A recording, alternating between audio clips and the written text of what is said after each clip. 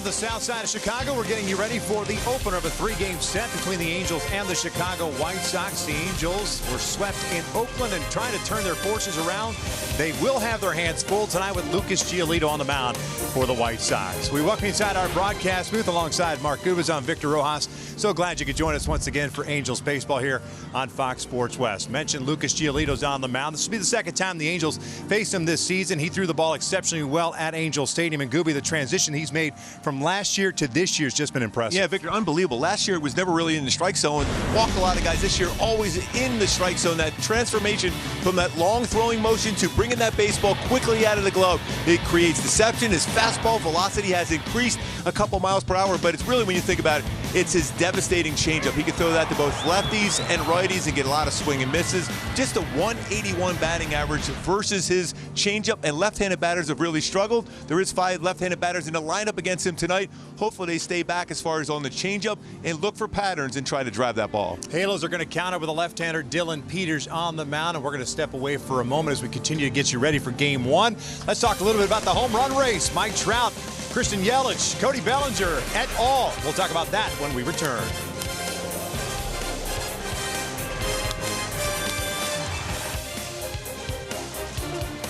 He played the Cubs that the Angels had to make up, and now we're back here to play the White Sox, just like they did last year in September. Yeah, a little snow earlier in the year against the Chicago Cubs. You can guarantee no rain today? This is Guarantee Park, right? That's it. This is Chicago. You never know with Chicago. That man with the glasses, Super Joe McEwing, he is the interim manager for the Chicago White Sox. Rick Renteria, their skipper, just had rotator cuff surgery today, so he'll miss about a week, and that's why Super Joe is the man in charge. He is their bench coach on an everyday basis. Brad Ausmus brings his Angels ball club into this weekend series with a 65-76 record. A very difficult loss yesterday considering the way the team played and had the early lead, just unable to hang on to it.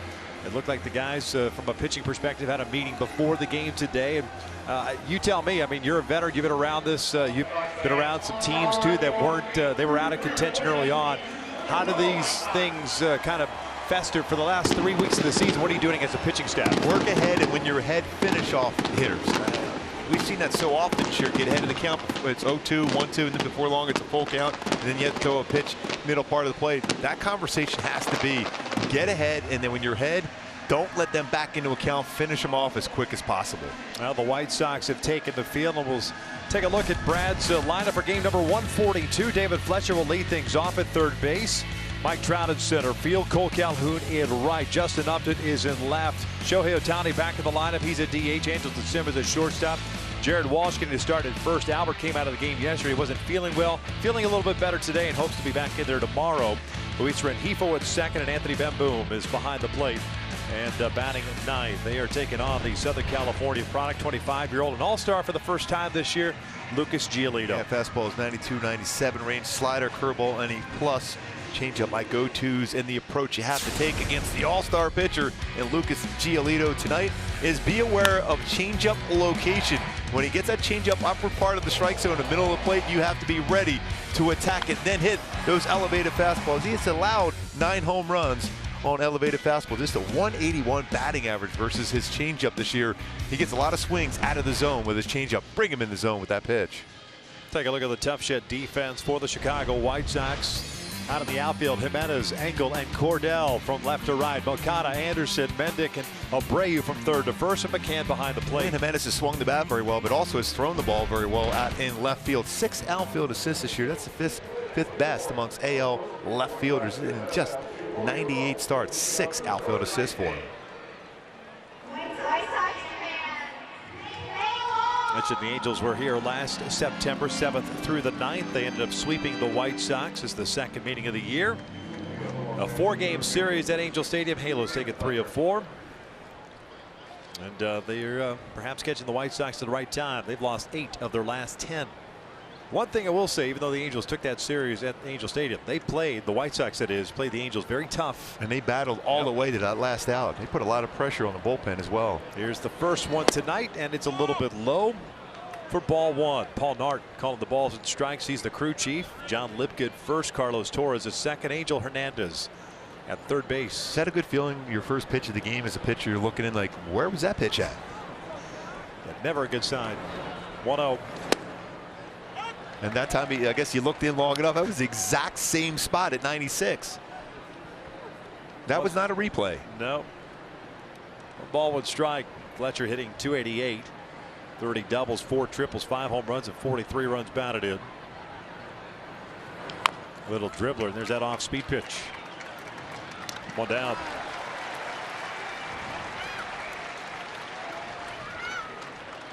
He's a smart pitcher. He knows that David Fletcher hits a lot of pitches in the upper third. He stayed down, lower third, all 3 pitches, including an off-speed pitch, changeup to get an out.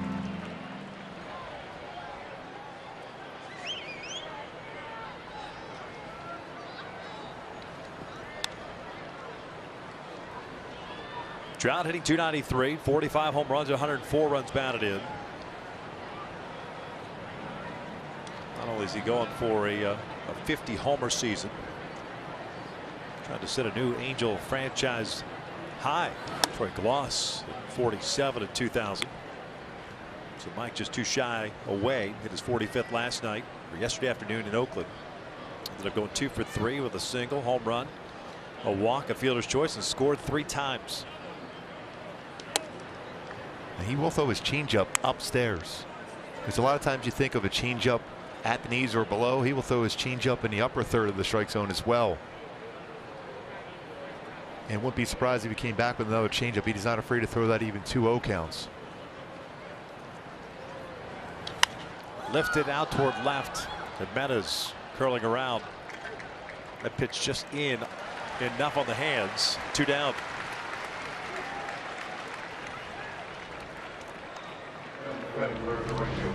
.2-0 pitch. Had a little bit of running action for a 4-seam fastball. Running action in on him. Jammed him enough. It stayed out over that plane, the middle part of the plate. That baseball's going a long, long way. Trout loves hitting in this ballpark and loves hitting against the White Sox in general.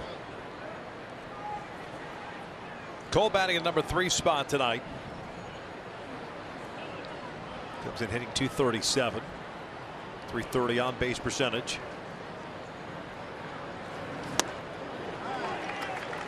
There's that changeup against a left-handed batter. He is really, really good against left-handed batters.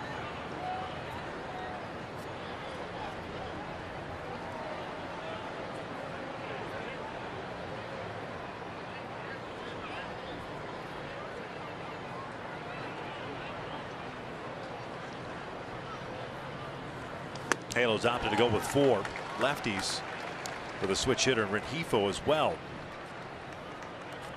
It's amazing how many pitches he throws in the strike zone. His average is here 54.8% of pitches in the strike zone. That's #1 in all of baseball. Go back to last year, not the case. Now, if you're Luis Rengifo, do you go to the plate right-handed, considering the numbers? You think about it. Sometimes you'll see that with knuckleball pitchers. Yeah. Mark Teixeira used to do that quite often. He would bat against right-handed knuckleballers from the right side just to get a feel for just trying to stay up the middle with his swing. Right-handed batters actually haven't really crushed him as well. He's thrown the ball well. This is a .239 batting average versus righties. I think whatever you're most comfortable. If you're a switch hitter, I think you stay that route. You just got to try to lay off that changeup out of the zone. And you hope for a pitch like that. That's a firm fastball. He's touching 98 now. But you're cognizant, if you're Cole, of the changeup. It's kind of slowed your bat down, kind of looking for it in the back of your mind. All of a sudden, here comes the express at 98. I would think he's going to see a changeup now.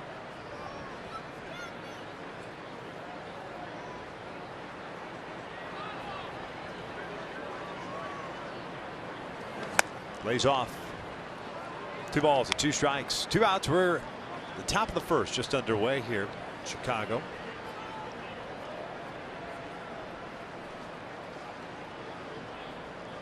So after a couple changeups to start the at-bat, all fastball since. And you just feel that Cole has to be thinking he's got to be coming back with a changeup. Got away with one there. Foul back. That's the changeup you want as a hitter. And Cole walked out of the batter's box. And you see the frustration because he got the one that he needed. Circle changeup upstairs. It just pulled off it enough to keep that ball from being covered.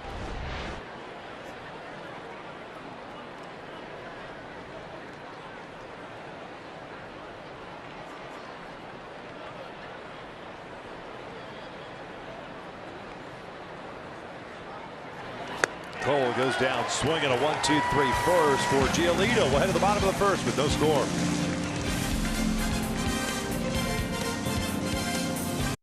Tim Anderson will lead things off. He is at shortstop. Yoan Moncada at third base. Jose Abreu at first. Eloy Jimenez, the left fielder. James McCann behind the plate. Wellington Castillo at DH. Danny Mendick at second base. Ryan Cordell at right. And Adam Engel batting ninth and playing center field as they take on Dylan Peters. Dylan, 13th appearance, 8th start of the seaseason. He's 3-2 with a 4.13 ERA. Yeah, my go-tos for Peters to have success against this White Sox lineup today is to really have to establish and pitch inside throughout. They have a tough time with fastballs and breakables on the inside part of the plate. This 231. Establish that fastball in and then finish them off with those off-speed pitches, curve, slider, changeup below the knees, all set up by the fastball in on the hands of this White Sox lineup.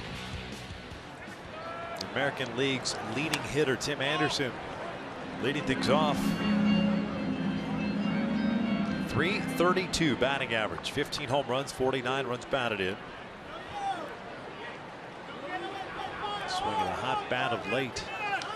Fouls this one off to even the count. Last 21 games. Collected 14 multi-hit games. He's at 387 during that stretch. Trying to become just the third White Sox player in history to win a batting title. And he's up there hacking too. He's not walking. He's swinging the bat.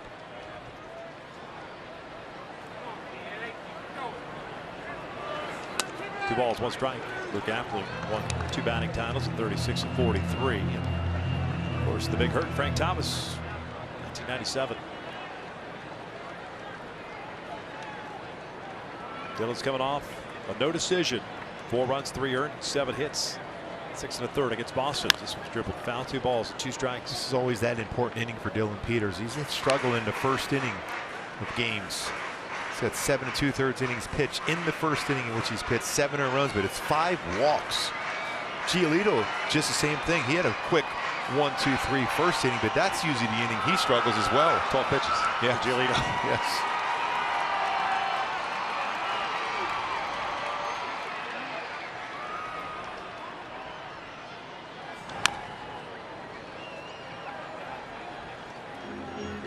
Well, Anderson, he hits a fastball well, but his numbers versus Peters' secondary pitches are off the charts. Because he's on the slider very well, curve and change. 384 versus Peters' secondary pitches. 333 versus his fastball. And he has hit a slider so well this year. Line into center field, leadoff single. And right on cue, he hits a changeup right back up the middle. It's one of those pitches you mentioned in go-tos. If you're going to throw the changeup, you want to make sure that's out of the strike zone. At the knees, it's about thigh high, and he goes right back up the middle. That's why he's so hot. He uses the whole field so well. Lets his hands get through the baseball very quietly and lines it for a single. Now you got to pay attention to him as well. Not a lot of stolen bases for the White Sox, which is kind of the MO of baseball nowadays. But Anderson has 16 bags. He's been caught 5 times. Yoan Moncada, the third baseman. Takes a strike. Switch hitter. Hitting .292 this season, 25 doubles, 3 triples, 22 home runs, 65 runs batted in.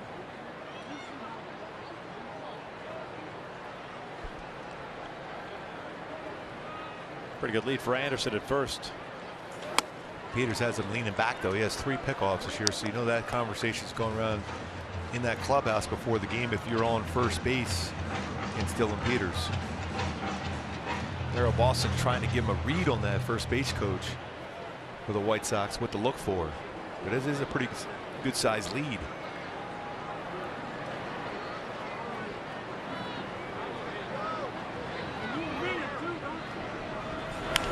Little flare out of center, and that's a base hit. Jam shot. Anderson's going to turn and stay right there. Not a bad idea either for Anderson, with Rengifo having to go out to shallow center field. Nobody there for a back pick. Let's take a look at the Angels defensively. The varsity in the outfield, Upton, Calhoun. They flank Trout.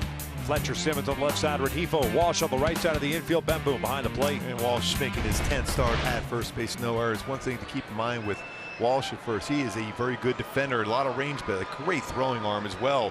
So anything hit his way, there's a good chance at a double play being turned.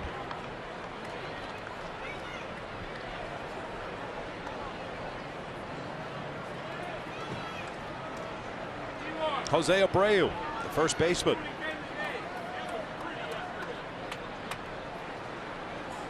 He'll take a slow breaking ball for a strike. 281 hitter this year, 29 home runs and 106 runs batted in. One home run shy of what would be his fourth 30 homer, 100 RBI season. Free agent to be. The White Sox would like to retain Abreu. Foul tipped into the mid, 0-2. Well, you can go back since 2014 as far as RBIs for Abreu. He's the fourth most. 594 RBIs during that stretch. And often you hear about Arenado and Encarnacion and Nelson Cruz. You don't hear that much about Jose Abreu, but he is a RBI machine in a spot right now, a tough spot for Dylan Peters.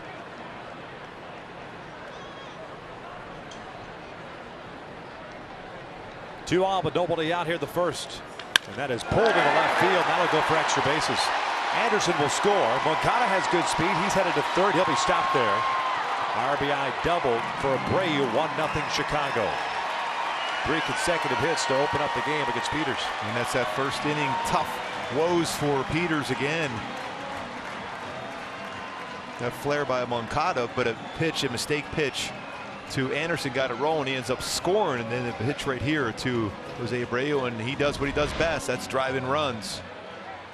Fastball away at 92. Got him to swing there, and he's tried to go back inside, and he left it out over the plate. You know they don't hit real well on pitches inside, but when you pitch inside, you better get it in there. If you lead it out over the plate, that's the result.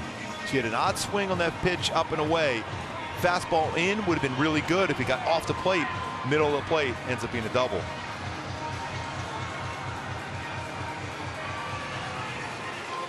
Doug White's first visit of the evening. Moncada's getting looked at as well. He rounded third base. Kind of had to put the brakes on with Nicky Capra putting on the stop sign.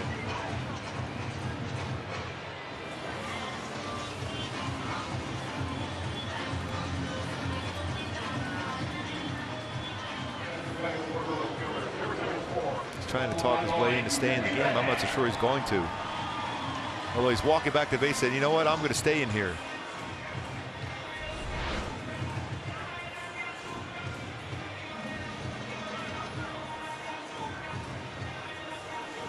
It just felt like a little tweak there, slowing down and rounding the base. Especially early in the game when you're running that hard, sometimes you just feel, you know, that tweak in the hamstring, calf muscle. Second and third, infield back. They're stacked on the left side. Eloy Jimenez, the left fielder.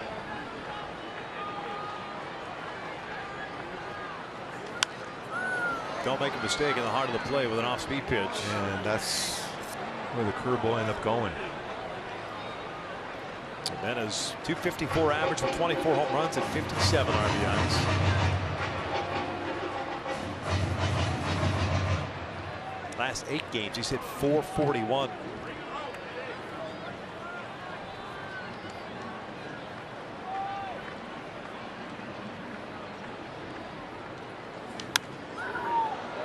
Let's take a look at our StatCast AI powered by AWS back in June in Kansas City for Jimenez.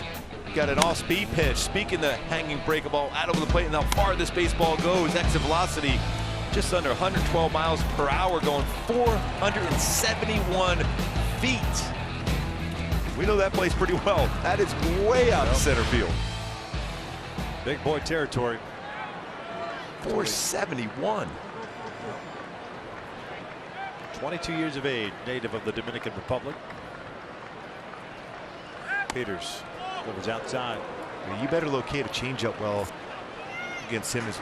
Jimenez, Abreu, and Anderson all well over 300 versus changeups. Anderson got a base hit on a changeup. That was a changeup there. Jimenez. Luckily, that was off the plate.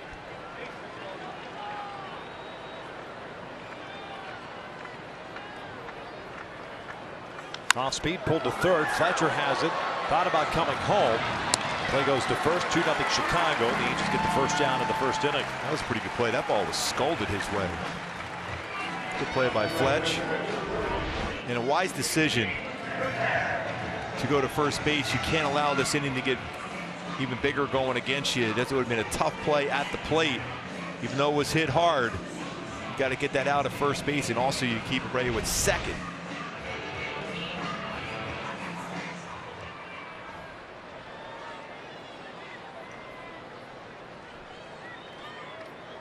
Jimenez collects his 58th run batted in. Abreu at second, 1 out. Here's James McCann. McCann, an all-star this year, hitting .274, 16 home runs, 53 runs batted in. Always catches Lucas Giolito. And the two work very well together. First season with the White Sox, coming up with Detroit.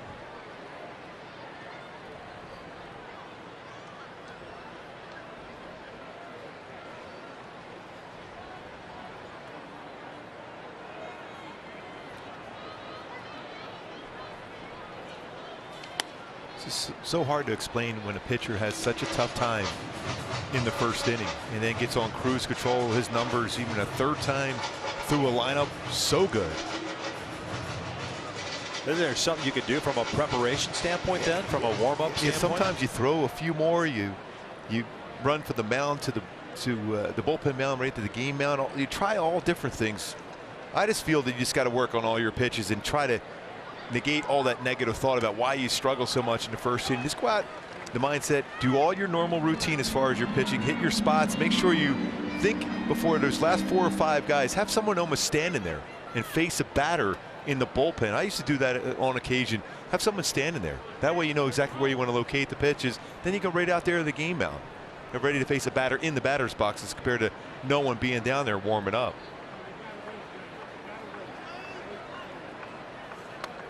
And a 4-pitch walk to McCann. Brings up Wellington Castillo.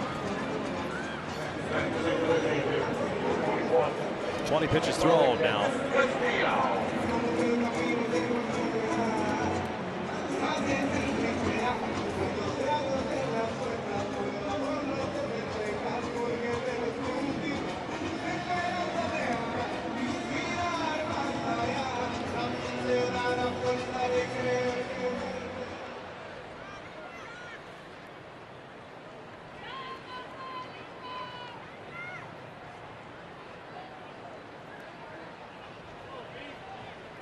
Castillo hitting .209, .269 on base percentage. 9 home runs and 30 runs batted in. Guy you would think that you could go ahead and attack the zone with. Doesn't run all that well. He's grounded to 7 double plays this season. He has Abreu at second, McCann at first. It's all 3 guys currently for Chicago. Not known for speed.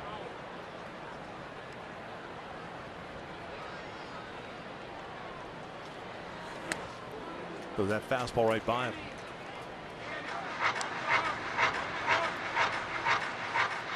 We touched base a little bit as far as the conversation about Dylan Peters in the pregame show with Jose Mota about the 4-seam fastball upstairs where you're trying to get swings just at the top of the strike zone, just a little bit above that. 2 or 3 baseballs above the strike zone, not effective, but when it's at the top of the strike zone, it becomes an effective pitch for Peters because it will set up his curveball to start that same plane.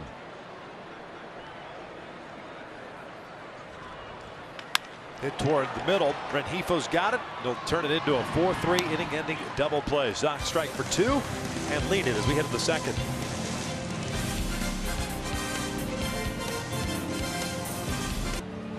Chicago. Halos are down 2-0. Upton, Ohtani, and Simmons coming to the plate.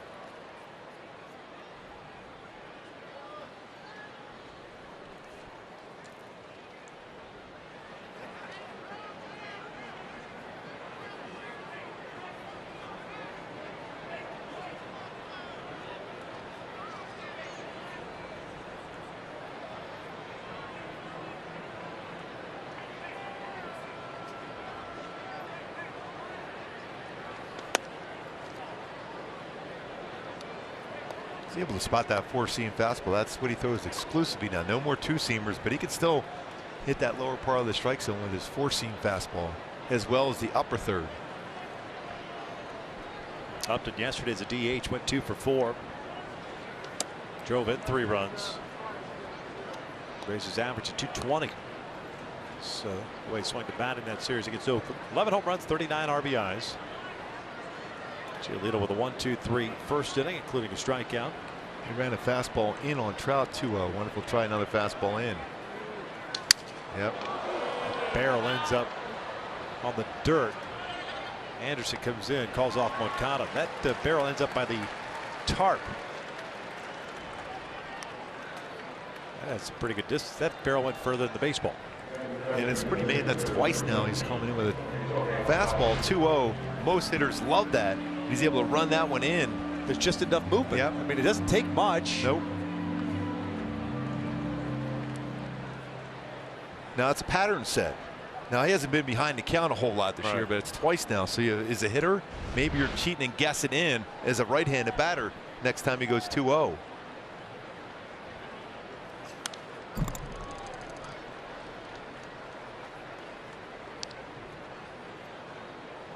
Shohei Ohtani back at the DH spot, hitting .286, 16 home runs, 55 runs batted in. He had the afternoon off yesterday.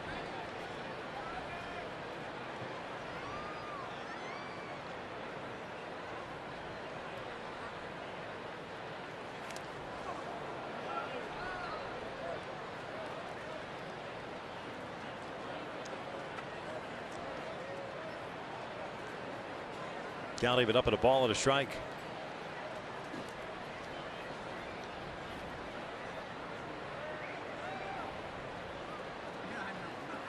Likes his change up a lot in this count. See if he does, or you go back inside.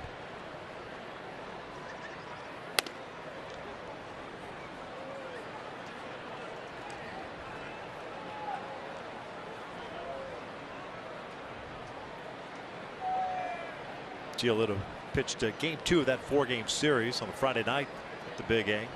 Gave him 2 runs, 6 innings of work, struck out 11 as this one sliced down the line. That's a fair ball. Wow, that was a rocket the other way. Jimenez comes up with it cleanly. Shohei on his way to second. He has himself a double. 19th double. That ball got down quickly down the line. It did.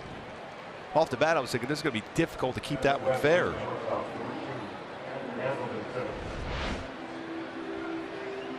Stayed back on it, lines it the other way. That's a real nice swing there from Shohei. Not a wasted movement. Stays back, uses his hands, and lines it just inside the line.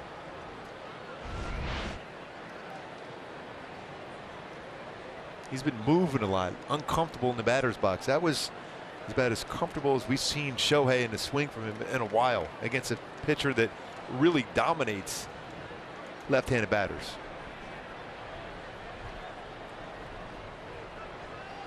Man in scoring position for Andrelton Simmons. He'll take a strike. And you go back how comfortable he is. No wasted movement, stays back on it, keeps his head still and eyes right down on the baseball running away. And probably as connected a swing as we have seen from Shohei over the last couple of weeks. Upper body, lower body. And he's gotten some hits that way, but it's more like his hips have opened up, but he kept his head down, his eyes on the baseball. No wasted energy in the lower part of the body too with the footwork. Not much of a stride, stayed through the baseball really well in that one. That was a firm fastball, the boot with movement.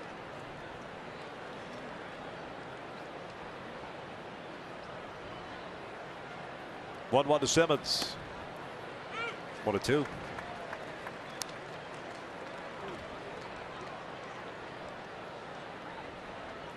Simba yesterday 1 for 4.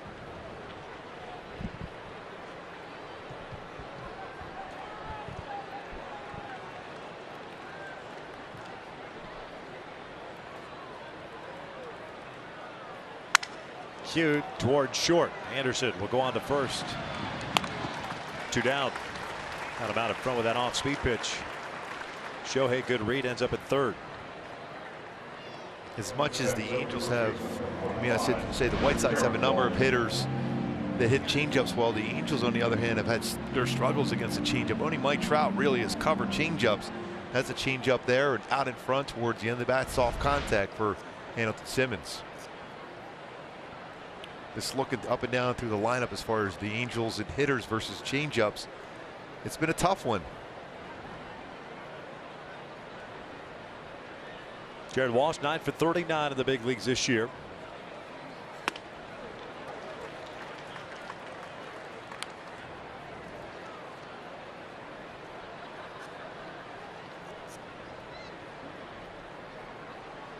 Two doubles, 2 runs batted in for Walsh.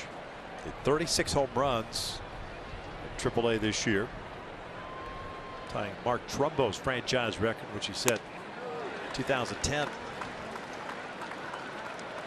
0-2. A little bit late on 2 fastballs in a row, as if he's anticipating a changeup. When you're facing 94, 97, I think you still have to look fastball first and adjust, changeup, and make sure it's in the strike zone.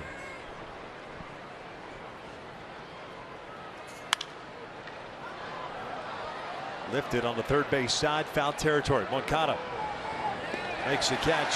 One out double, stranded at third base. We'll head to the bottom of the second. Halos are down.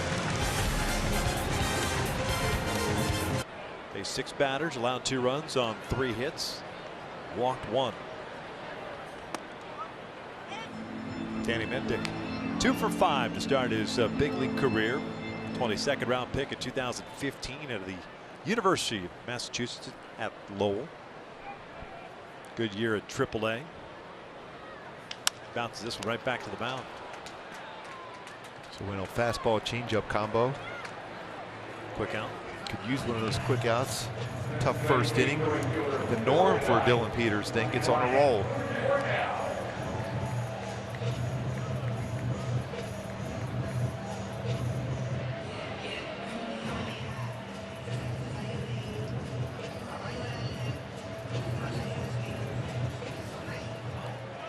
Ryan Cordell, the right fielder, 223 average in 84 games this year.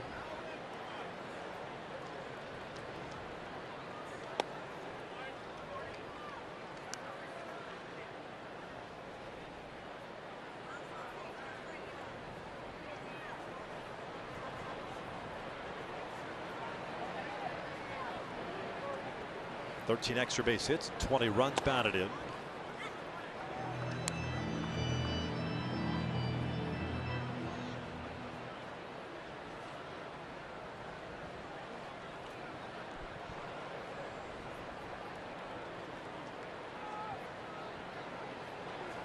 For the White Sox for a couple of seasons, coming over in the Anthony Swarzak deal. The Cubs, originally in the Texas Rangers system.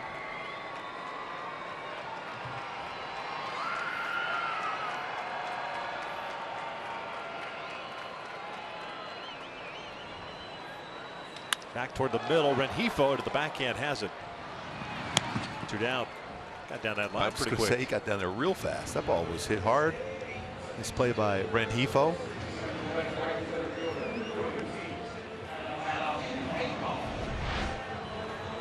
Outer half of the plate, right back up the middle. Rengifo gets to it, has to throw quickly to get Cordell at first base. Remember what we said about pitching inside? Pitches out over the plate, they're much better as far as their approach and how to hit the baseball. Hit a lot of baseballs up the middle, the other way. Not a lot of power in their lineup. 148 home runs for the White Sox because they're looking to hit the ball the other way, not pull mode. Adam Engel fouls this one off. No balls and a strike.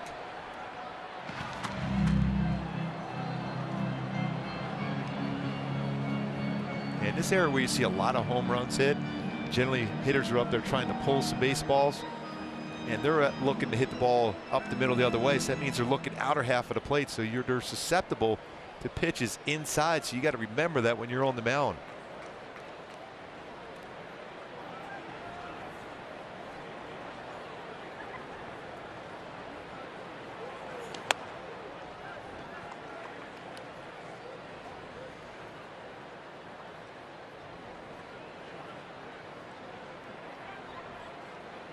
Engel hitting .231 this season.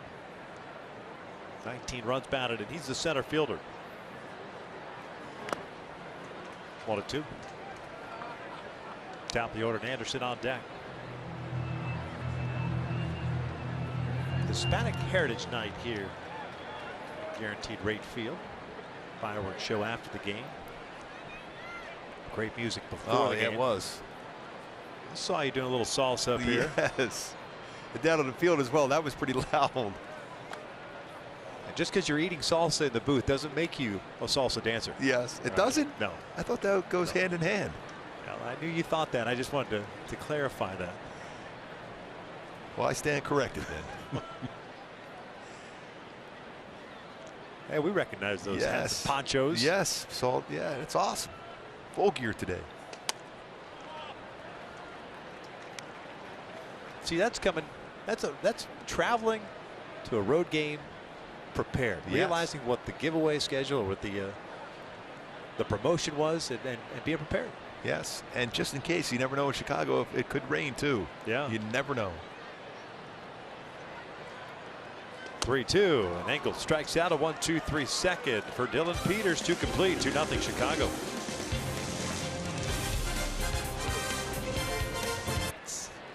A lot of Angel fans here. Chicago.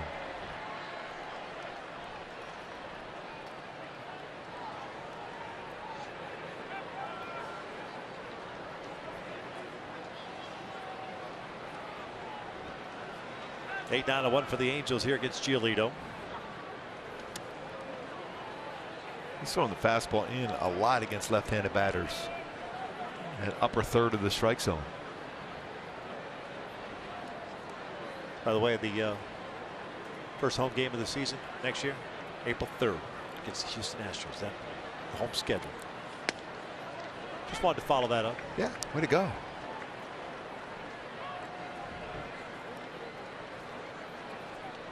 Luis hitting .239. Still trying to figure out my salsa moves up here. Yeah. Dip and curl. Yes. Dip the curl. It is an art. Yeah.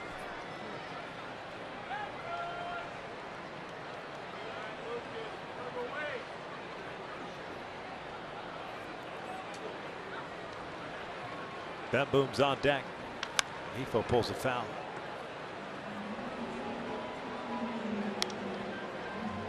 Two runs in the first inning for Chicago. Double by Abreu and a ground down by Jimenez.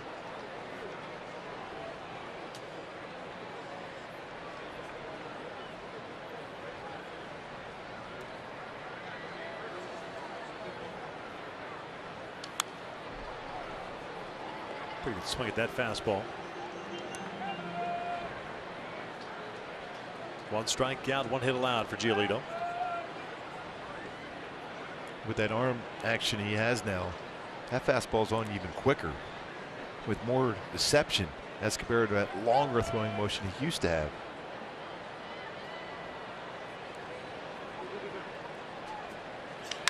Driven out toward left field. Got some carry. Jimenez moving back. That one is gone. Big fly for Luis Rengifo going oppo. It cuts the lead at half. It's 2-1 Chicago. This ballpark, if you hit the ball to the alleys, it's got a good chance of getting out. What a swing that was for Luis Rengifo. 7th home run of their 32nd RBI now. Got a fastball. It's our top tier play brought to you by Arco. Fastball, lower part of the strike zone. Located well by Giolito, but a great swing by Rengifo. Top tier play brought to you by Arco the other way for a home run for Rengifo. 2-1. Angels down now.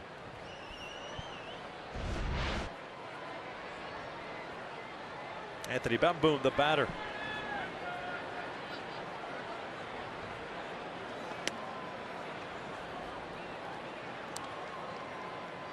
Bemboom this season, a 167 batting average. It's pretty strong when you go 399 the other way. Impressive swing by Rengifo.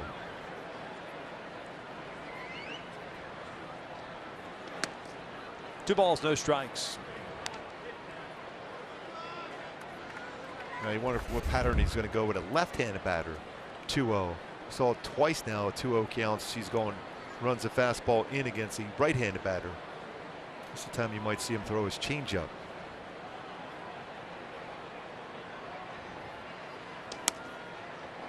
Tried it again, but this time it ran out over the plate. He looked like he was trying to run that four-seam action and run back inside.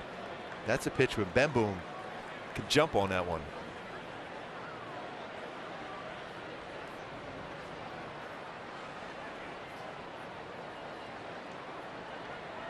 Two on now. Popped up on the first base side. Abreu over the railing makes the catch.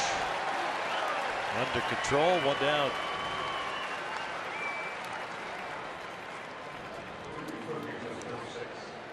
Real nice play. You mentioned Victor under control. He knew exactly where he was going by that railing. Reaches in. First baseman's glove. Play that was. It's third inning being brought to you by Wells Fargo.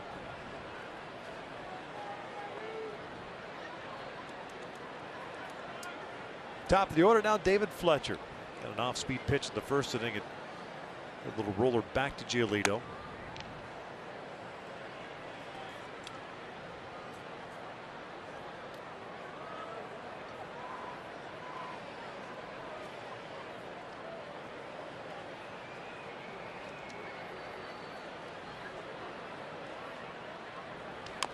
Breaking ball. One ball with strike. Fastball up and into a slider down and away. Second in baseball as far as hits at 148 for Fletch.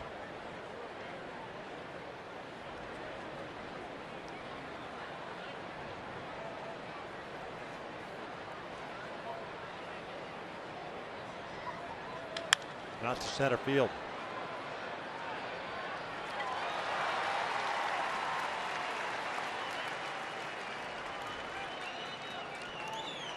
Mike Trout coming to play. Let's take a look at the Hyundai Key for the game tonight. Survivor, group by pick, Chicago band. Search is over. Now you look for patterns, when he's going to throw that changeup first and foremost.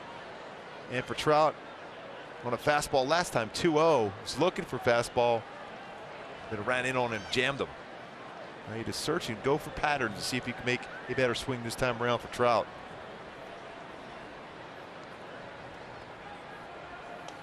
Takes a strike.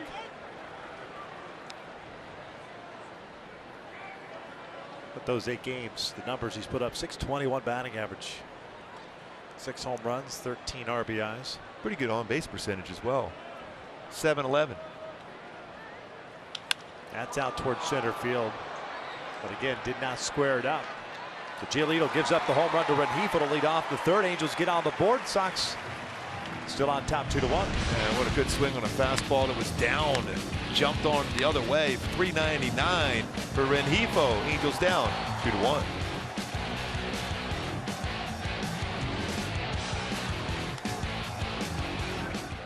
Friday the 13th, it's Ducks night Quack, at quack. Angel Stadium. Tampa Bay Razor Town. The first 30,000 fans in attendance get a one-of-a-kind Trout Ducks bobblehead.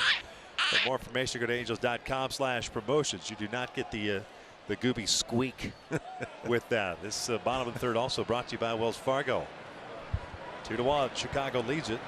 Top of the order coming up for the Sox now. And Anderson, Moncada, and Abreu. Tim Anderson with a base hit to center field in his first at bat. Around to score one of the 2 runs.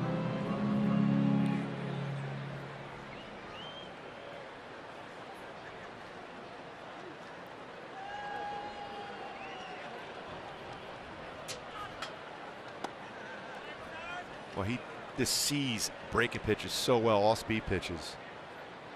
That's not a bad pitch. He tracked that out of the strike zone.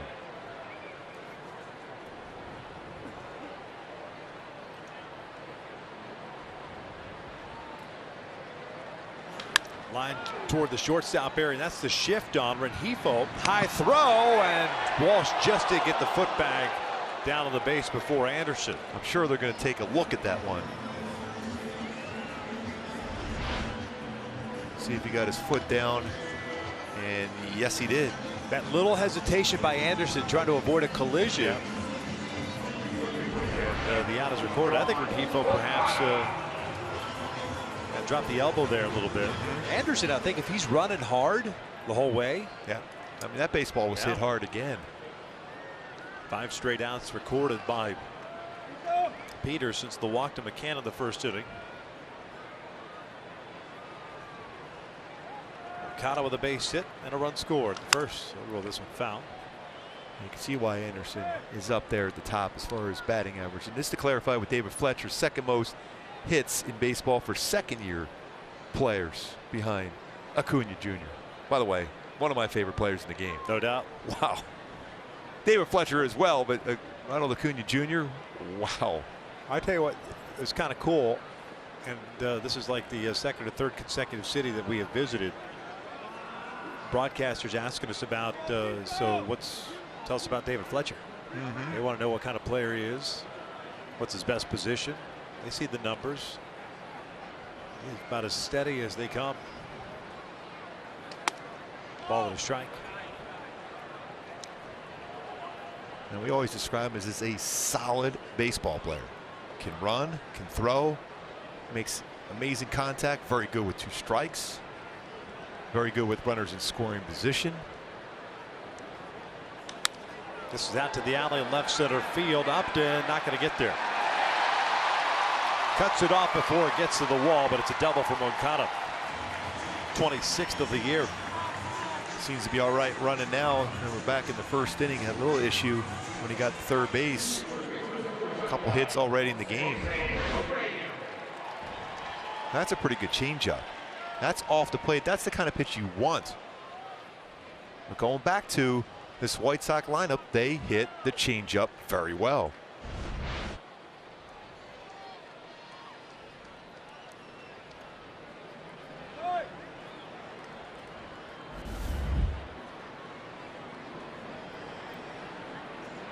Only Dick Allen ever to win an RBI total wearing that White Sox uniform. Tied for the lead now with 107. Talk about crazy power the other way, Dick Allen. Yep. Was it those tired baby blue uniforms that they had though back those days? 1972. Does that sound right? I think so. Could be.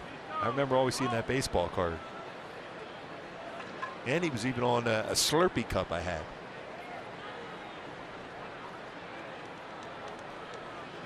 That White Sox uniform.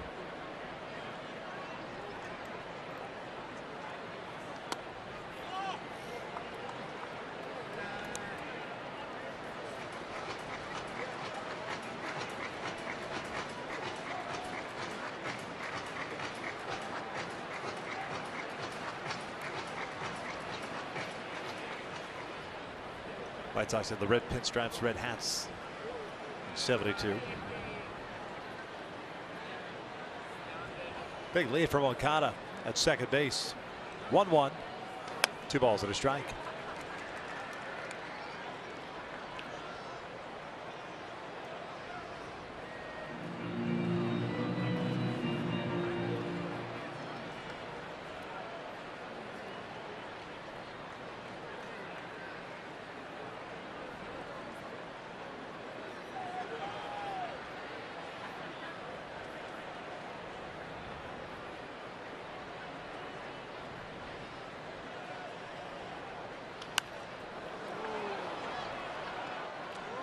Now let's take a look at our Indeed player resume as far as batting averages with 2 strikes.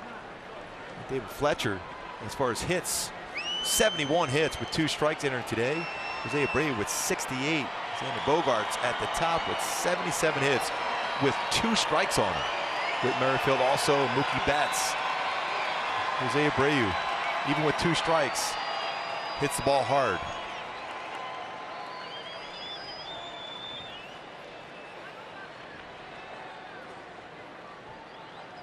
Two.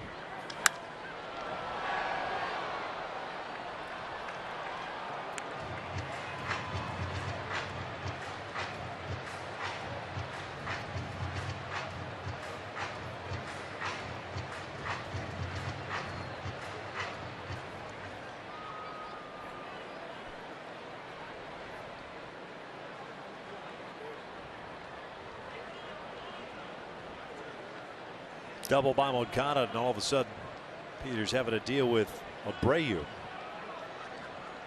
Some pitches in this plate appearance. That's a good pitch. That's right there, lower part of the strike zone, missed at home plate. I think Abreu thought he was going to get rung up. Should have been. That's a good changeup, lower part of the strike zone. Abreu, along with those 68 hits, a .216 batting average with 2 strikes. Should have been a little bit less after that pitch from Peters.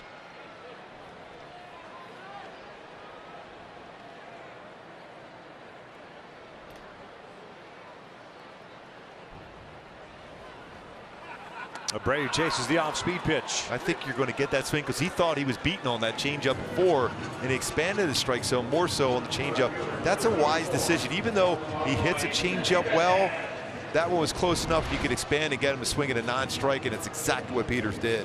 Good job by Ben Boone behind the plate as well, going with that exact same pitch, only a little bit further off the plate. A hitter is your walking encyclopedia when he's in that batter's box. doubt. You look what he's doing, what he looks at, what he swings at.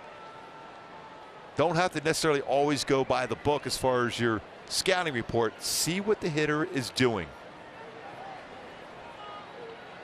Eloy Jimenez, the left fielder, bounces it foul. No balls and a strike. He grounded out in the first inning, but picked up his 58th run batted in. 24 home runs, leads the American League rookie race.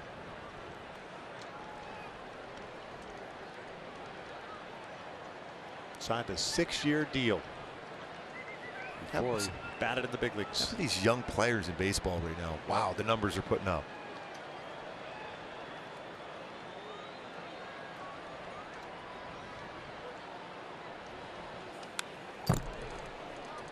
No balls, 2 strikes. Originally, the Cubs system came over in July of 2017. A couple of other minor leaguers were with him, including Dylan Cease, whom the Angels will see in this series. Pitcher. That was in exchange for Jose Quintana. Good trade by the White Sox. And you would think after a high fastball go with a changeup, Jimenez .323 batting average versus a changeup. So if you're going to throw one, make sure it's out of the strike zone. Otherwise, you back it up with another high fastball.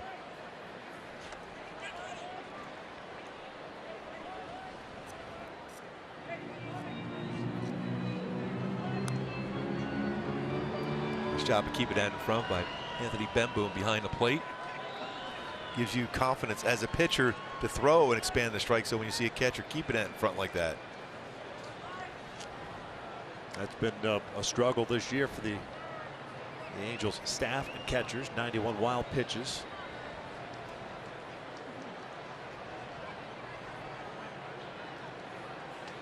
Off the plate. 2 balls, 2 strikes, 52 pitches thrown by Dylan. We're in the third. 2 outs, 2 strikeouts, 1 walk, 4 hits allowed by the lefty. Angels down a run.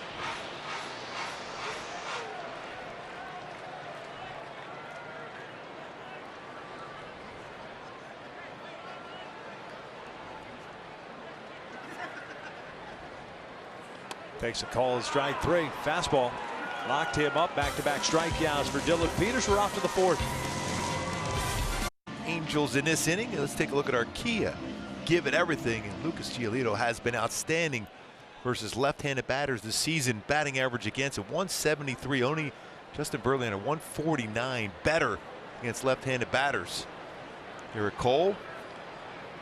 Patrick Corbin and Rios having an outstanding year, but 2 lefties have had some pretty decent hacks against them, including Luis Rengifo, switch hitter batting left-handed, going the other way. 399-foot home run. Ohtani with a double. Cole leading things off here in the 4th for the Halos. He struck out in the 1st. The only strikeout Giolito's picked up tonight.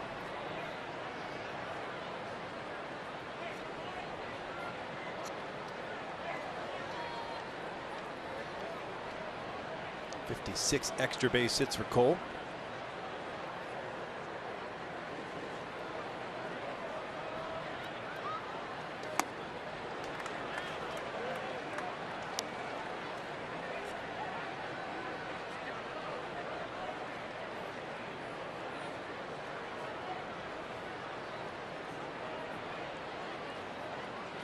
Cole 1 for 7 now versus Giolito with 5 strikeouts. That strikeout back in the first inning.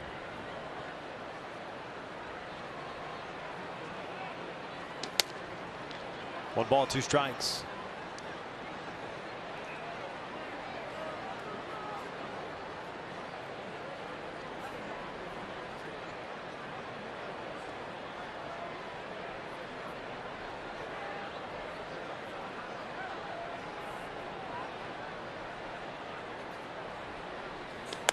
Trying to get him chase upstairs.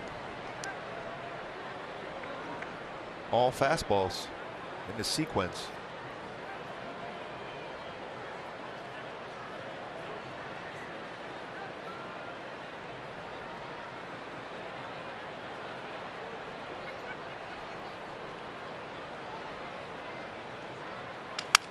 Gets it off the end of the bat, but the shift on. Anderson has it. On the first, 1 away.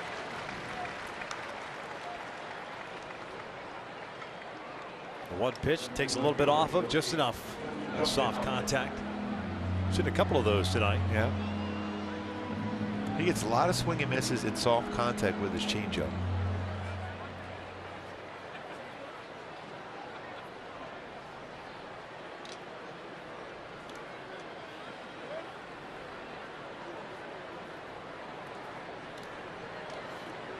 Upton popped out, yet Jan broke his bat. Anderson making a catch on the infield grass in his first AB.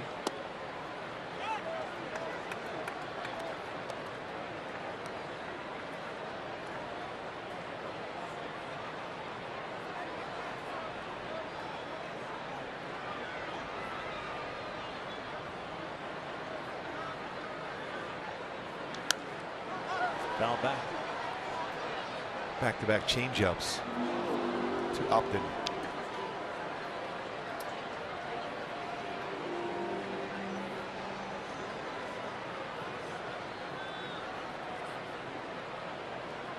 Now you would think, right? Fastball above the strike zone. You would think, but he's also seeing some swings like that and looks on a changeup. He might even try to bounce it. As he does there.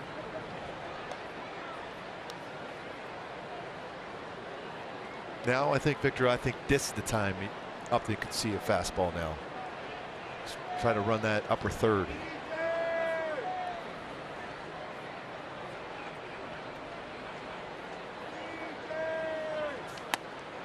Gets him with the fastball. 2 down.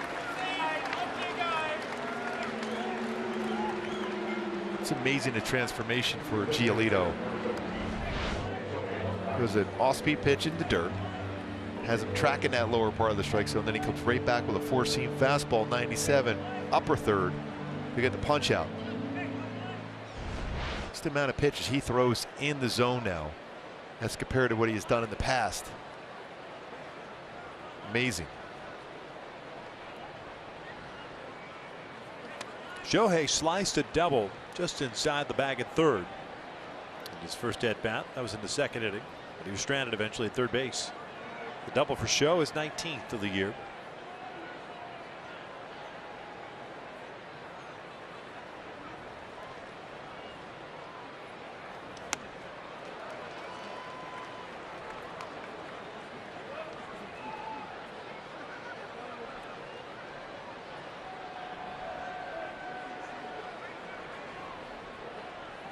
One ball, 1 strike. 2 hits for the Halos, 4 for Chicago.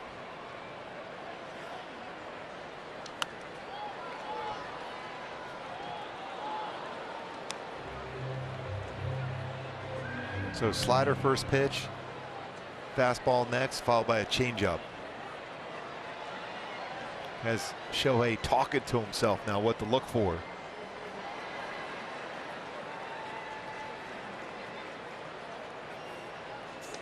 Shohei strikes out on a high fastball to 1, 2, 3, 4th inning, 2-1 Sox. Chase upper, try to get him looking, get after, break a ball in the dirt, followed by a changeup away, tracks. He hits the off-speed pitch very well. So what's he do? Throws a fastball outside corner. Good refreshing finish on that fastball from Dylan Peters. back to work. Down 2-1 here, the bottom of the fourth inning. McCann, Castillo, and Mendick coming up for Chicago.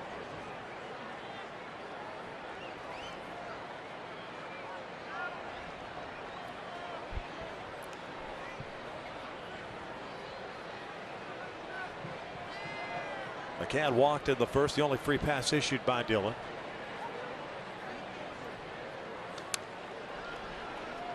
He was up there looking first pitch fastball, but it was located well by Peters against McCann.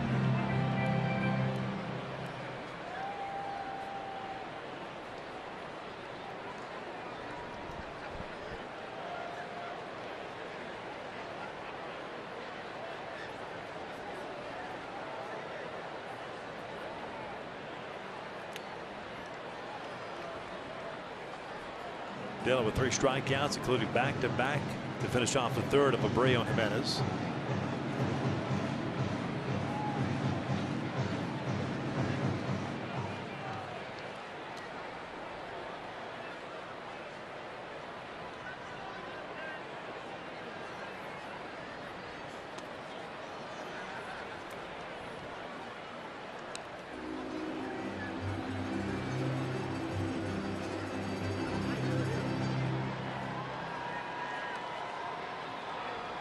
Pretty good backdoor curveball from Peters.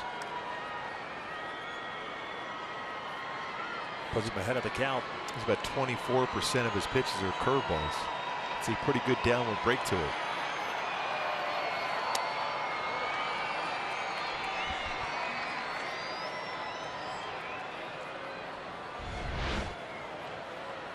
It's a good backdoor breakable. Looks like a strike, but never quite gets there. And then he runs that fastball up, almost got him to chase a little bit lower, and he's getting him to chase that. Same plane between his fastball and curveball.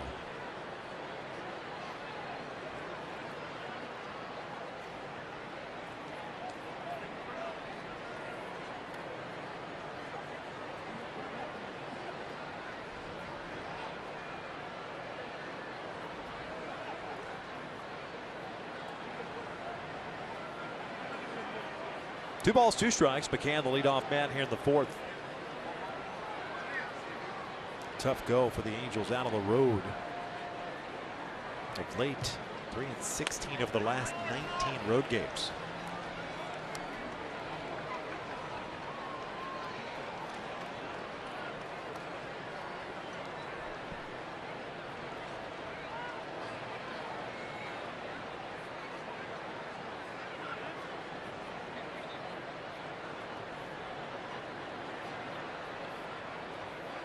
McCann hits this one to second. Rengifo's had to field some pretty hard hit baseballs his way. He was shaking his hand a little earlier in the game.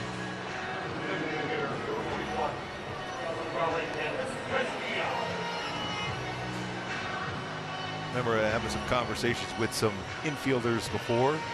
Say, hey, these baseballs are coming at me hard. Hey, how about some soft contact? I said, isn't that why you have a glove? To make a play? Right. Thank you. Make the play. Sure, the catchers wouldn't mind lending you a thicker glove if you'd like. Yeah, for your soft hands. Pretty sure that's why you're there in the infield to make the play, right? Regardless of how hard it's hit. Wellington Castillo takes down an in. Grounded into a 4-3 inning ending double play in the first. That baseball was hit very hard as well. Yep. A little bit better over the last couple of weeks for Wellington. His close friends call him Beef.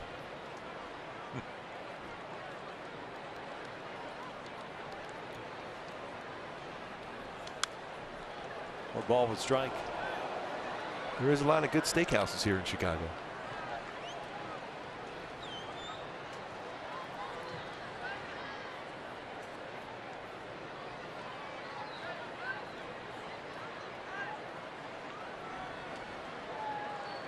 White Sox have used Castillo and McCann, just kind of alternating behind the plate, DH.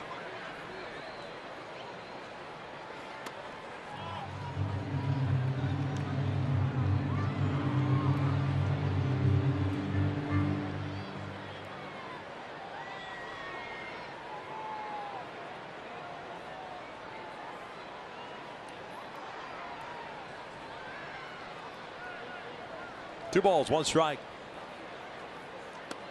Good breaking ball. A little flinch there at the end by Castillo. That breaking ball went all around the plate. Started the outside corner and ended up the inside corner.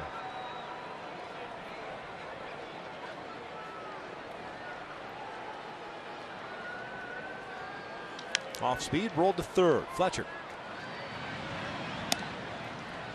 2 down.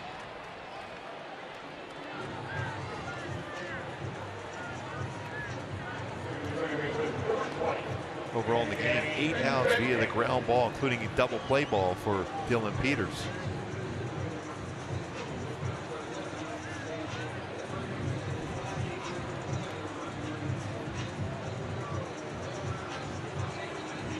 Here's Mendick. Bounce went back to the mound of the second, so he's 0 for 1.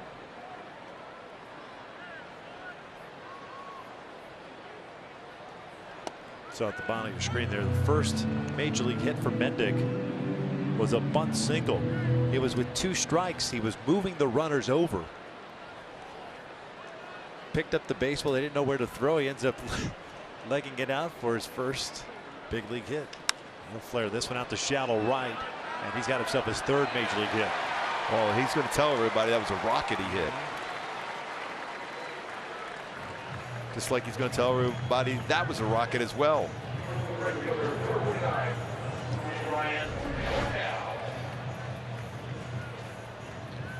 Towards the end of the bat, do everything well on that pitch. Just a little bit higher than you would want on a changeup, but still a pretty good pitch.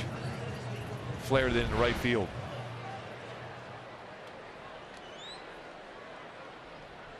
Cordell, the right fielder, gets an opportunity here with a man on.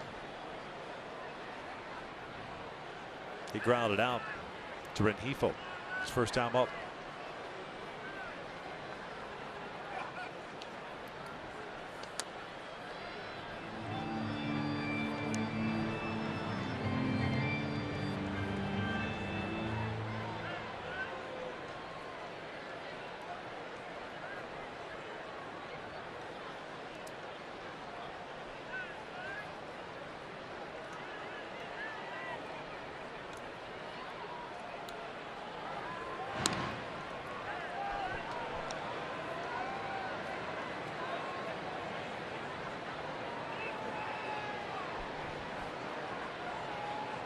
No stolen bases in the big leagues for Mendick, but he had 19 at AAA this year, caught 8 times.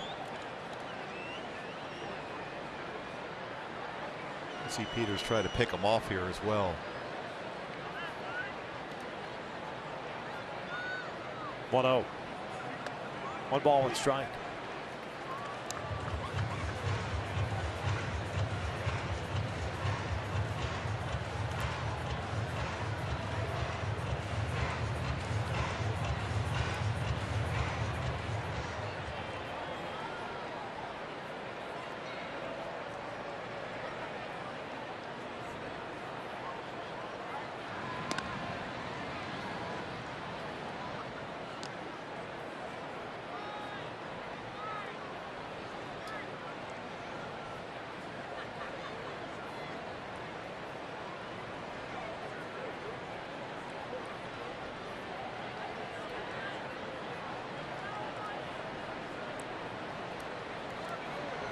Upstairs.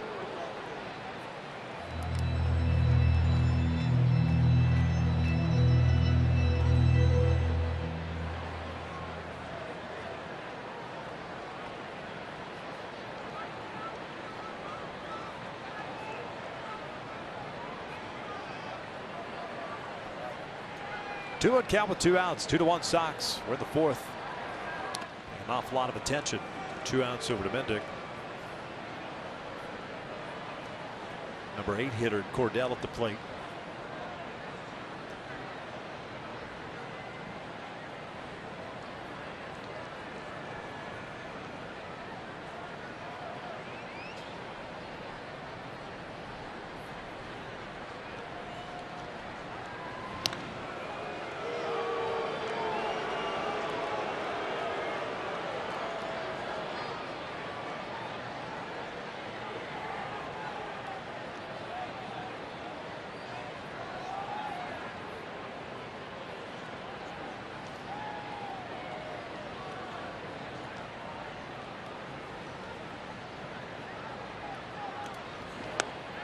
2 balls, 2 strikes. Yeah. Great spot.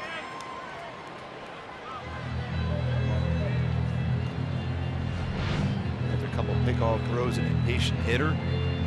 Just after a changeup just a little bit below the strike zone.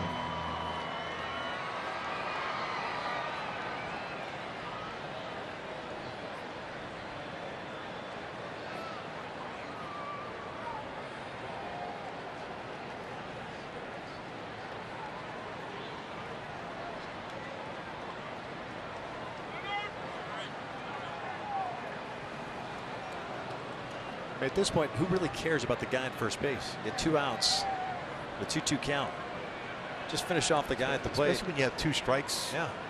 on a hitter. Now it changes it around if it's more of a hitter's count because they can have some motion going, but 2 strikes, your mindset, finish off the batter. Even still, you're going to have to make a quality pitch. A slide step, popped him up. Shallow center field, Trout coming in, calling for it. And Mendick stranded at first. 4 complete here, Chicago. 2-1, Sox. Lucas Giolito, longer arm motion, more inconsistency as far as throwing strikes, and then the shorter one, bringing that baseball right out of the glove, getting on top. And the difference between that baseball, 1.47 seconds compared to 90.92 seconds as far as that delivery of the baseball. Easier for him to be consistent in the strike zone, and overall percentages from 44 to 54% in the zone with that adjustment in his throwing motion, which is not easy to do. That drastic of a change is very, very difficult, and to have this type of success, it is amazing. ERA 6.13 last year. As Steve Stone, former Cy Young Award winner in the big leagues and current analyst for the White Sox, said, it is virtually impossible, and he has never seen it, where you go from being the worst, one of the worst pitchers in the American League or in baseball, to one of the best in an offseason. Yeah, and that drastic of a delivery change. I mean, it's hard to have an ERA at 6.13 and have that many starts. There's Stoney.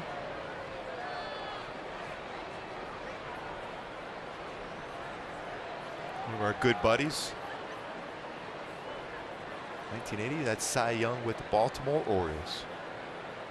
That's Chuck Swirsky called the play-by-play. He's also the voice of the Chicago Bulls. Jason Benetti is off, getting ready to call college football tomorrow. So Chuck filling in for 2 games tonight and tomorrow, working with the Stone Pony himself.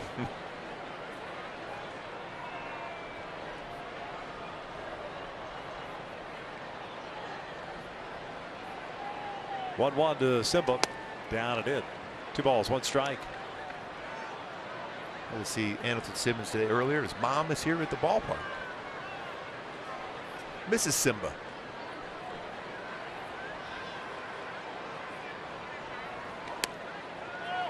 That's a pretty good pitch. That lower part of the strike zone not being called. I know it was supposed to be a fastball inner half, but that's the lower part of the strike zone. Break for Simba. Chopper toward the hole. Anderson off balance throw. 1 away. One shortstop to another. We've seen now a number of games with Anderson as shortstop. It's still surprising to look up and see 24 errors made by Anderson, because he's got a great throwing arm. He's got very good range.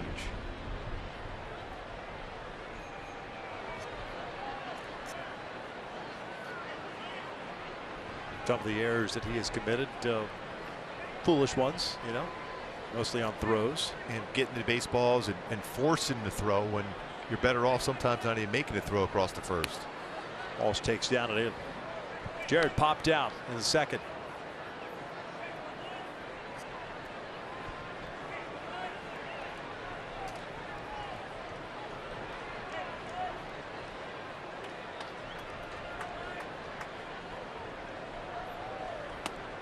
Paints the inside part of the plate. So those numbers as far as home runs down in AAA. He's looking for his first major league home run. His first hit was a double. He's trying to stay back and lift the baseball.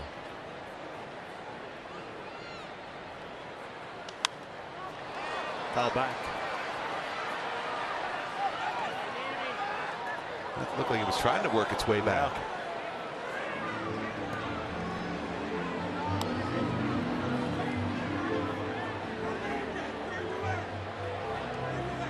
Giolito this year, 205 batting average versus fastball with 9 home runs. Not much better as far as hitter success is 210 versus his secondary pitches. We talked about his success with his changeup. But he has given up some home runs on those secondary pitches.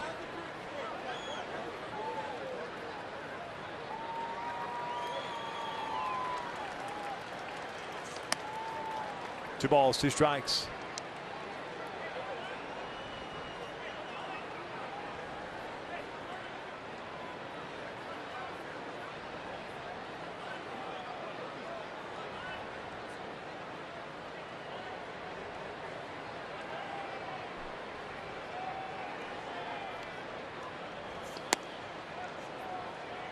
Full count now.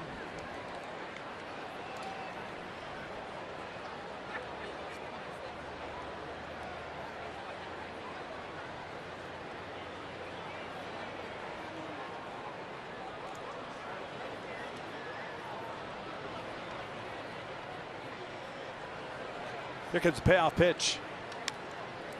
Chase that off speed pitch. Yeah, he went fastball to pitch before, a little below the strike zone, followed it with a changeup.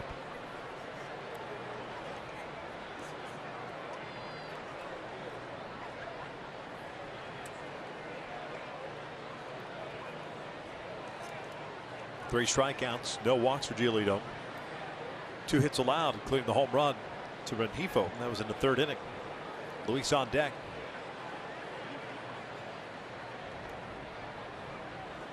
And he walked him. There's the first free pass. 1 out variety here in the 5th. High changeup. Luis coming up. This is what he did back in the 3rd inning, going the opposite way. Can wanted that fastball inside, up and in, ended up being a fastball down and away, but just a real good swing and approach on that fastball by Rengifo.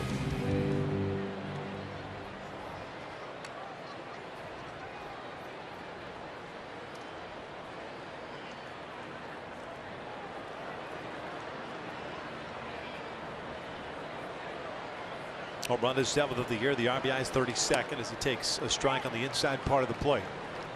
That's where he was trying to go that first at bat. Although that pitch might not necessarily have been in the strike zone.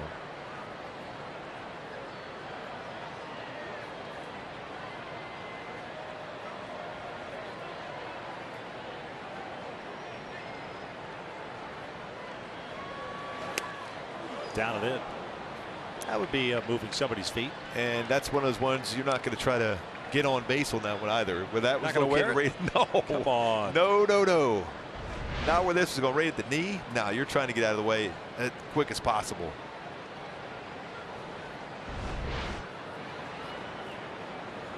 You see him pitching inside and how effective he's been on that inner half versus lefties. As far as percentages this year as compared in the past, I'm talking over 14% more pitches on the inner half and the success he's had against lefties. Back in there again.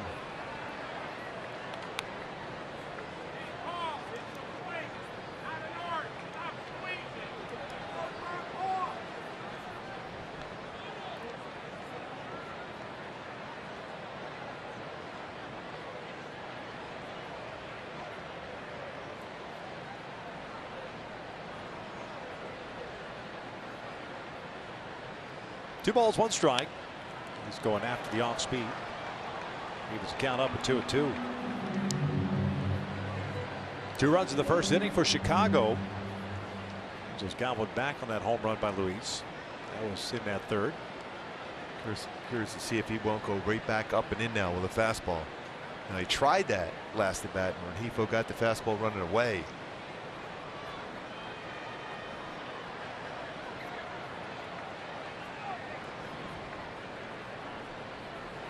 Not a big lead at all for Walsh at first. Luis goes after the off-speed pitch, comes up empty. 2 down.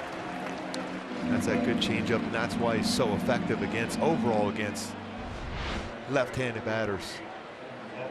Good changeup down, made contact with it. He was thinking fastball, instead he got a changeup and out in front on that one. Sometimes you outguess yourself. Back-to-back changeup. He stayed on the one pitch before pretty well. I think he was thinking he was going to try to get a fastball inside on that one. And that's a conversation he's having in the dugout right now.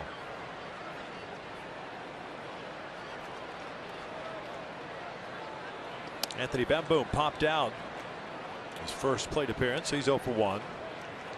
There's that nice play by Abreu reaching over the railing of the camera well.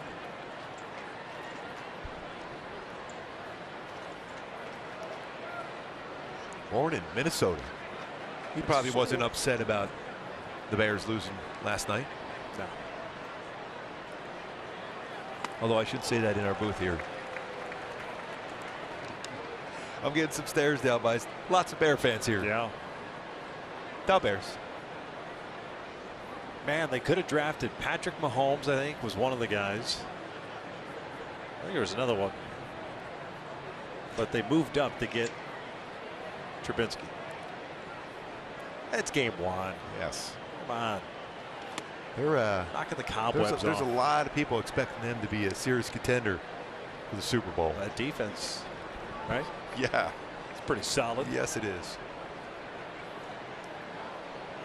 There were a lot of Bears jerseys all over downtown last night when we got into the hotel. Drowning their sorrows, but there was a lot of jerseys. Yes, there was. 3-1. Oh, Deshaun Watson. That was the other one. Could have had Deshaun Watson or Patrick Mahomes. I think they still want you to continue that conversation if you can. And Bemboom should be getting a fastball here. You're hoping. Now is it back? He got it. He had a pretty good hack at it as well. Full boat.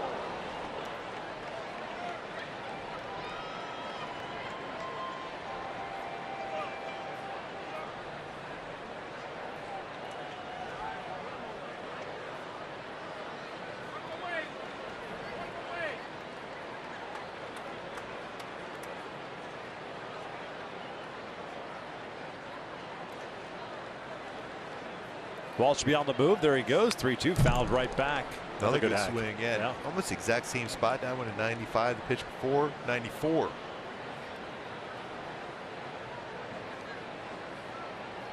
The top of the order coming up. You think, and you wonder if Giolito will go with his changeup now. 78 pitches. Thrown by the right-hander. So we play here the 5th. Quite a few in this inning.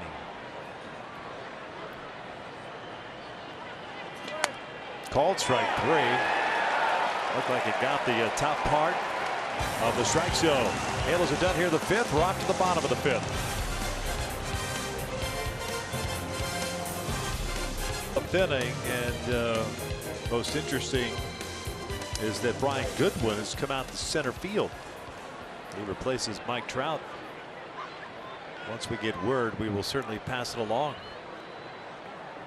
That's not good. Trout had 2 plate appearances, was due up second coming up here in the 6th inning.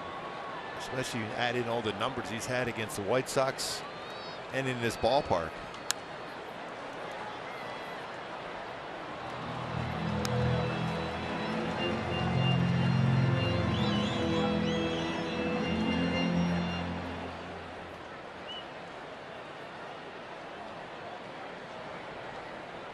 Adam Engel struck out in the 2nd. 1 of 3 strikeouts for Peters. 9-1-2 for the Sox.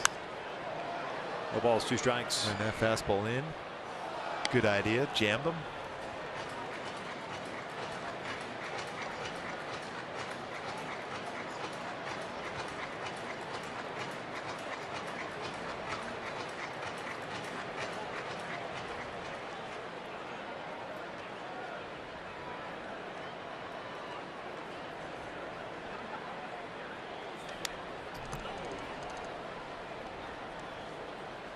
I think more of the strike zone than Peters wanted there, especially 0-2.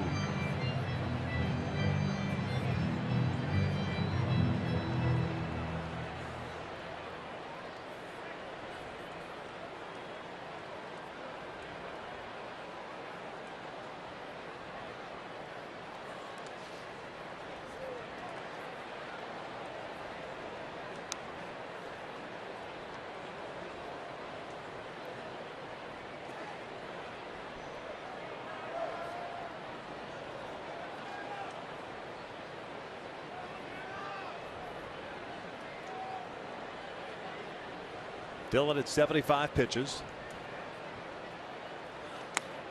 2 balls and 2 strikes.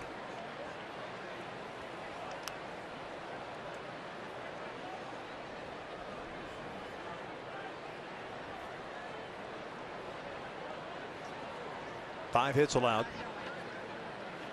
There are the Ponchos. Yes.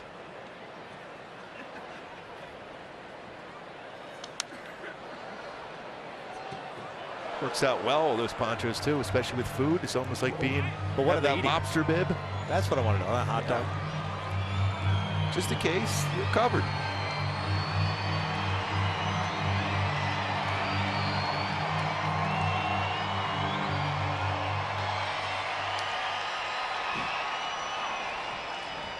A lobster bib. That's always a good look to put on. Full count. I think I've worn one once.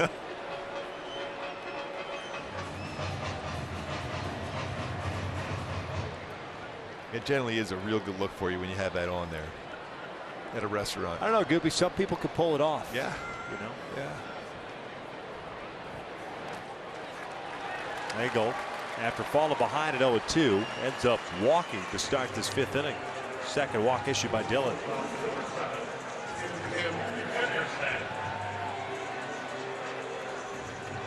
Top of the order now to Anderson.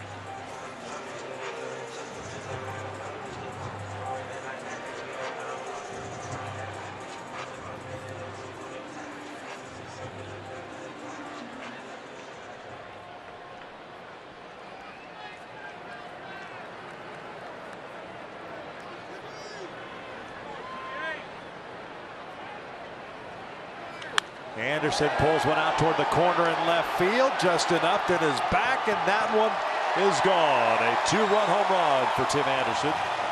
It's 4-1 Sox.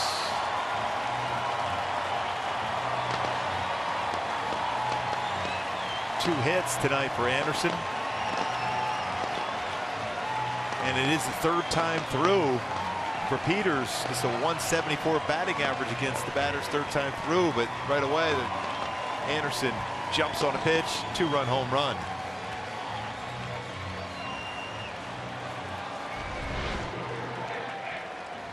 And it was an off-speed pitch, changeup.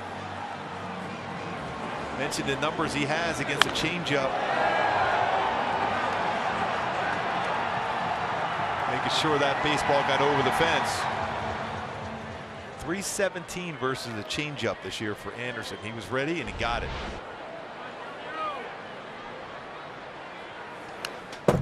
Kind of big rip at that fastball.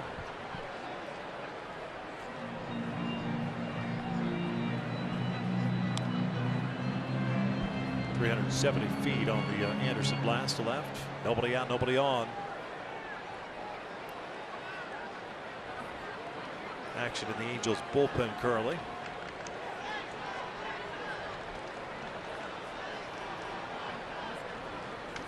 O'Connell lifts one out to right. Playable for Cole. Well, keeps slicing toward the line. One away. O'Connell 2 for 3. He had singled in the first, doubled in the 3rd.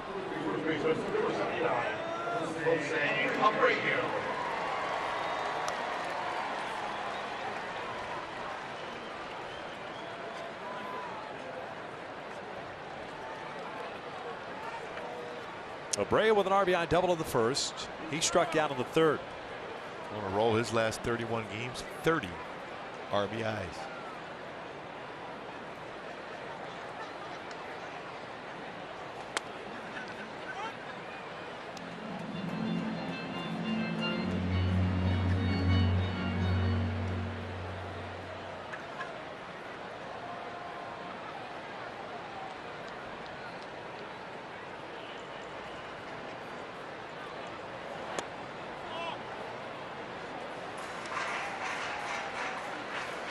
Tina Middleton, first man up for the Angels.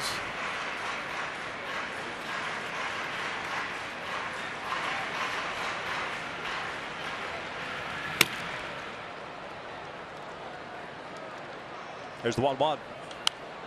1-2.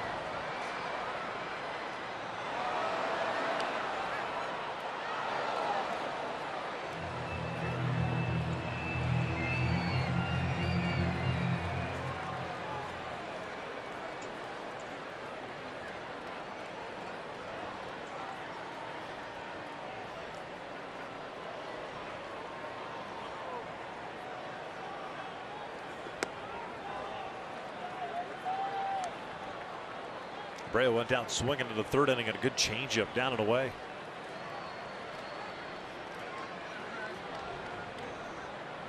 Third time through the order now for Peters. 4-1 Chicago.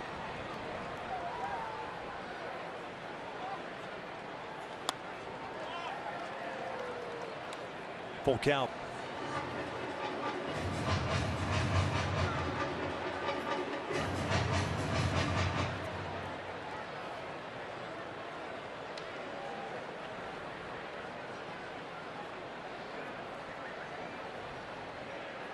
Payoff and a walk, second of the inning. Might be on. Here comes Brad Ausmus. Middleton ready to go. Jimenez coming to the plate. And Dylan Peters is done after 4 1/3 tonight. Long first inning, settled in a little bit better, but a leadoff walk here in this fifth inning, especially when he was ahead of the count too. A chance to get that leadoff batter all out before Anderson would come to the plate. Anderson with the extending the lead for Chicago, and Keenan Middleton on for the 4th time this year. Back from Tommy John surgery. He's worked 2 2/3 innings. And he faces Eloy Jimenez, the left fielder, with Abreu at first base.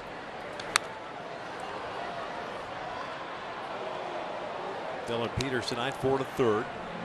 Still not a completed line with Abreu belonging to him at first base, but so far he's allowed 4 runs, 3 strikeouts.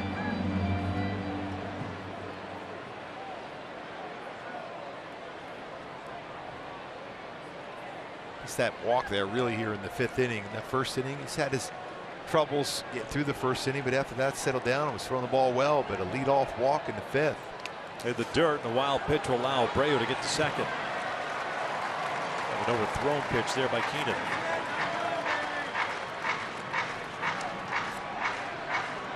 Not a whole lot Ben Boone could do on that one. That was well out of the strike zone.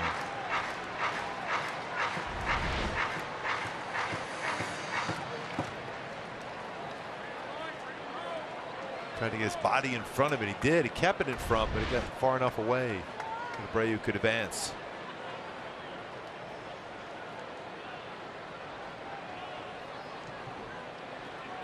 Jimenez takes a strike, and it's 1-2.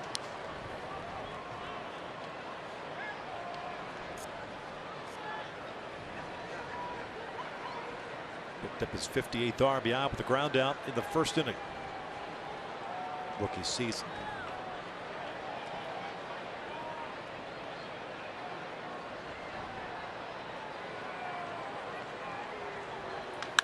That's lifted out to right, towering shot. Cole moving back on it, on the track, and will make the catch in front of the wall.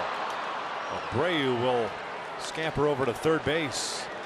Jimenez just missing that one. See how the wind always comes into play here in this ballpark. Cole did a nice job of getting back to the wall, just in case he would have to go over to try to bring it back. Pretty good power going the other way. See Cole getting back, trying to get a feel for the fence, and then eventually able to track it down. Reaching out. Sorry, Gibby, I'm looking at the flags, and both in center field and right above the right field foul pole, and they look like they're blowing, basically from left to right, pushing that ball. Fortunately for the Angels, otherwise we're talking 6-1.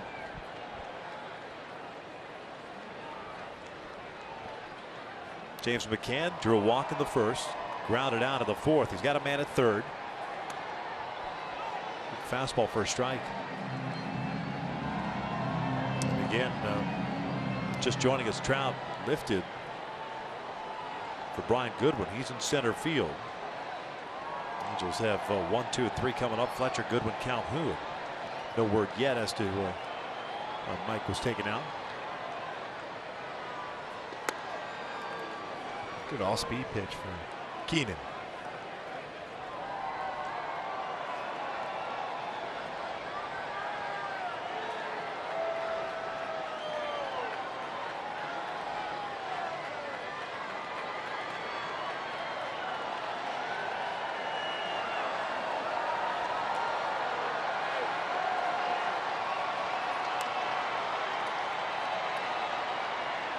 Not quite the velocity back yet for Keenan Middleton, but getting there. Coming back from Tommy John surgery. It's just good to see him back out on the mound, the major league mound.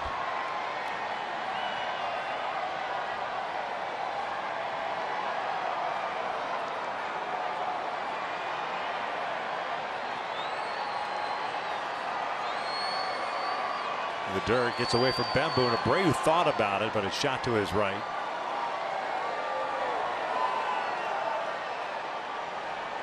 A couple overthrown sliders in this inning for Keenan Middleton. See the spin on that one. Gets his body in front. He's got to move quite a bit to get that body in front of that breaking ball.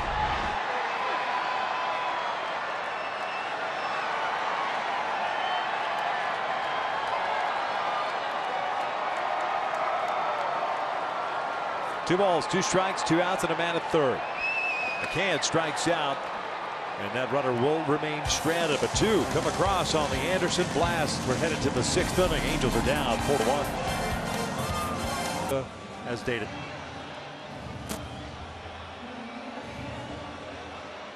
Trout finishing the game, going 0-2. Lucas Giolito back to work in the sixth inning. It'll be the Troutless 1-2-3. Fletcher, Goodwin, Calhoun. Giolito, 5 strikeouts, 1 walk. He's picked up 4 of the 5 strikeouts over the last 2 innings.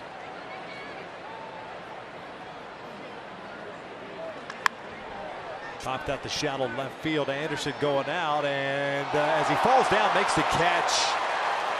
I was watching that baseball as it was up high enough in the air where he was going back at an angle that all of a sudden it drifted away from him. Yeah, he wasn't at the right spot. He had to redirect.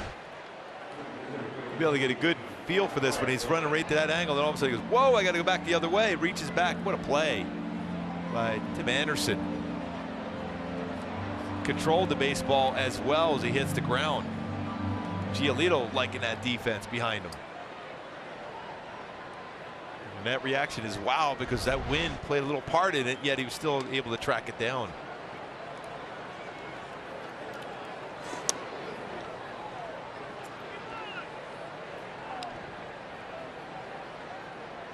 Good at hitting .286.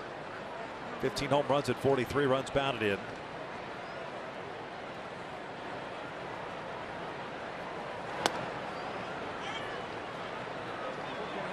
He had the start in left field yesterday afternoon. Brian, that is, and went 1 for 4.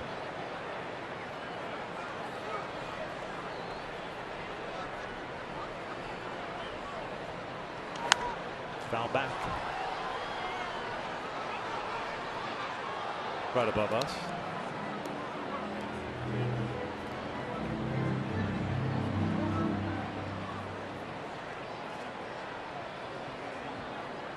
This is one of our favorite booths. Yes. In baseball, close to the action, which also means you got to be alert. Goodwin flips one out the left. Jimenez is there. 2 down. Ours at home is great. Kansas City, this one. I think of Boston. We like Fenway Park. Target Field in Minnesota, pretty solid too. Yeah, but you're set back a little bit. Yeah. The newer ballparks, you're set back a little bit further. You're low. Remember old Tiger Stadium? It Yeah. felt like you were in play almost. Tiger Stadium, you could listen on the conversation between the guys at home plate. Yeah. That was scary. Love those dugouts as well. Bunker bullpens.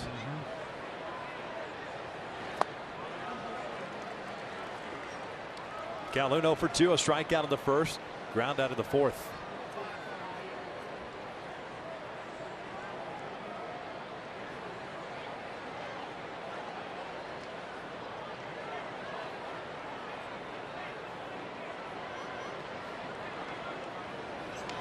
Little dribbler, Giolito off the mound. 1-2-3 shutdown inning. We're off to the bottom of the 6th.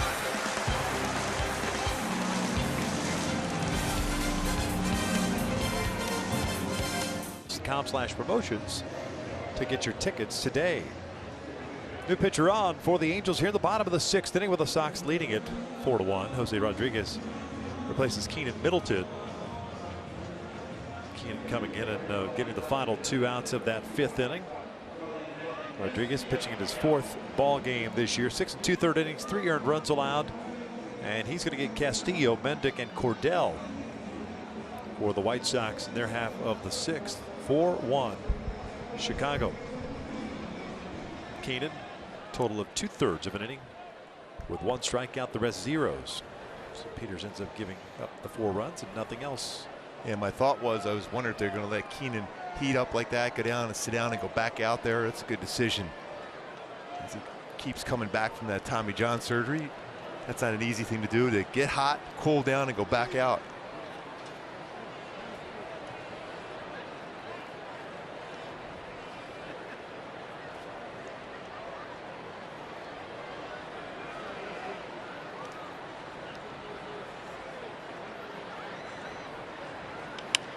Castillo popping it up middle part of the infield. A little more towards second base. Rengifo calls off Walsh. 1 away.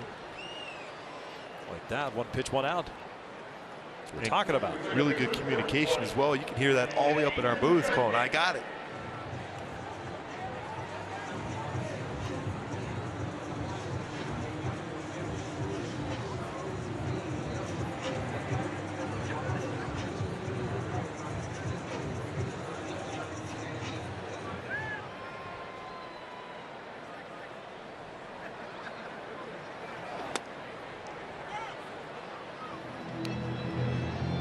Mendick 1 for 2.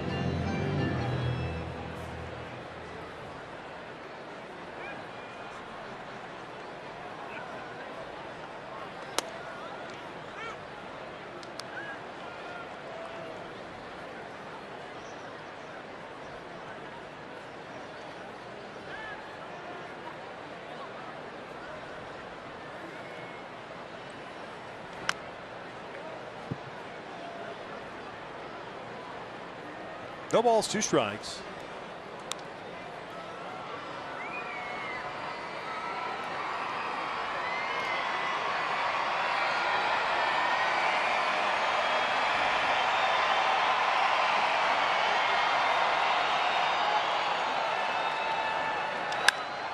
That's out toward right field, chasing Cole back toward the corner, and he will make the running catch. Calhoun getting the job done yet again. A fantastic running play, robbing Mendick of extra bases. Talking about covering some serious ground. Cole Calhoun. The conversation as far as he's definitely going to be in that finalist as far as a Gold Glove potential in right field. Mookie Betts will be the guy going after the Gold Glove again. He's won a number in a row, but Cole Calhoun showing why he's in that conversation for the Gold Glove in right field. Going a long, long way. Jumps up there, catches it just before going into the wall.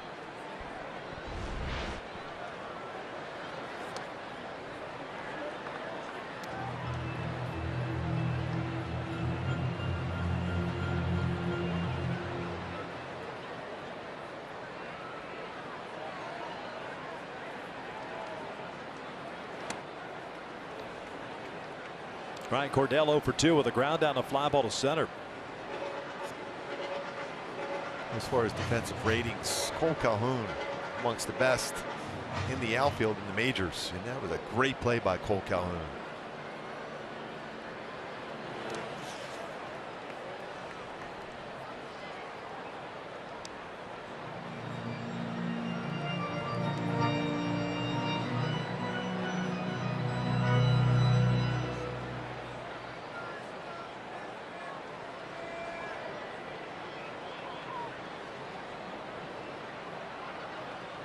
One, 2, and he got him upstairs. A 1-2-3 6th inning for Rodriguez. We're off to the 7th. Halos are down 4-1.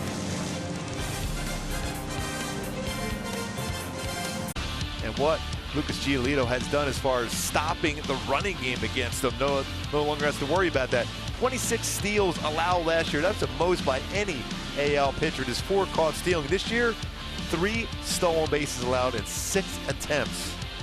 Amazing to turn around, all because of that delivery and that arm motion. Much, much quicker than plate. Very difficult to steal against them, even when you get base runners on against them. Giolito facing Justin Upton. That's a huge confidence booster when you're on the mound, when you have base runners, and you don't have to concern yourself as much anymore about allowing a stolen base. For 26-3.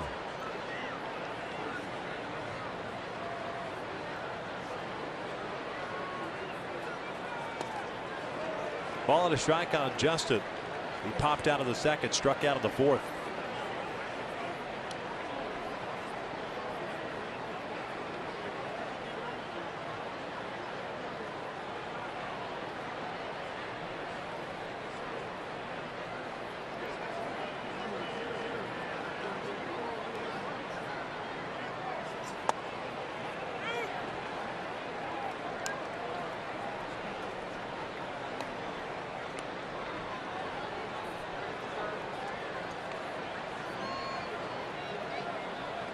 One ball, two strikes. Giolito coming off a 1-2-3 6th inning.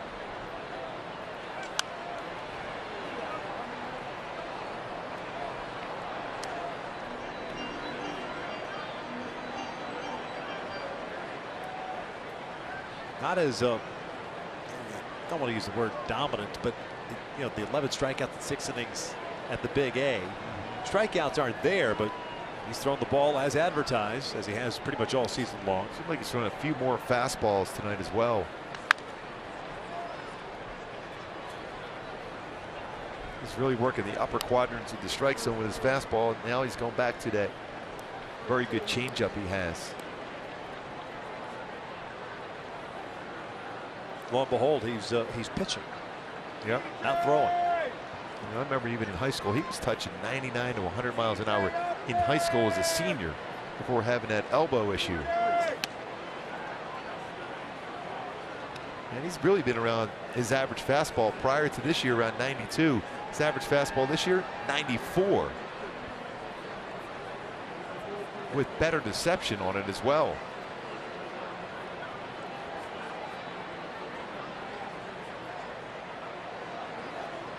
Two now. Full count. Hasn't quite had the feel for the slider tonight. Shohei on deck. Simmons to follow.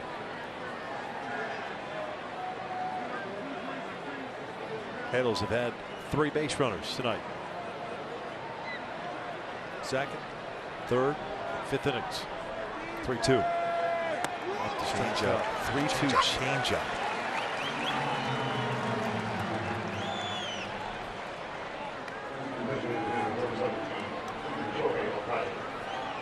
What a pitch this was.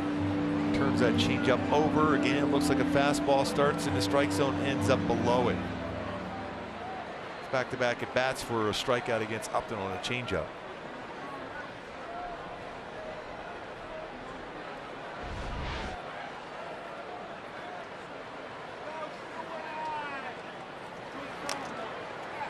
Back in the day, you would get some words from a hitter or a dugout for throwing 3-2 changeups.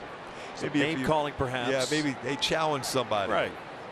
And I would always say, hey, if you agree to make it out, I'll throw a fastball for you. It's amazing how the game has changed. Yep. You don't see many fastballs thrown in your normal fastball counts. That's a high changeup. I go back, you look at Fangraphs from last year, what the percentage of changeups thrown. Last year, 15.9% of his pitches changeups. This year, 25.9% of his pitches changeups. For me, if you're a professional baseman and you're on the mound, you don't have a changeup, I'd start developing one because it's a neutralizer. That's the first thing I always taught kids, even in high school. Changeup. Because what you're trying to do is throw off the timing of a hitter. Pulled down the line, and that's past Abreu. Off speed pitch, and Shohei's on his way to his second extra base hit. He's going to try to go to third. Turns it. The throw to third base is not in time. Tell you what, it's impressive watching him run. It's 5th triple of the year. I thought he had no chance for a triple. Cordell played that pretty well down the line, and he just took off. His speed from First to third is about as quick as you can find in the game. Towards the end of the bat, he's looking, his head is looking the other way. And he's still able to get that right down the line. And how quickly he goes. His strides are excellent. He quickly looked down there and didn't have to try to even pick up Mike Gallego.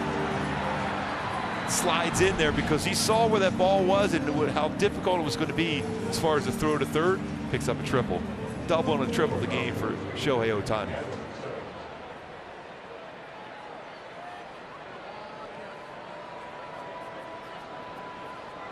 Kind of an off-balance swing, yet he still hit it hard enough down the line.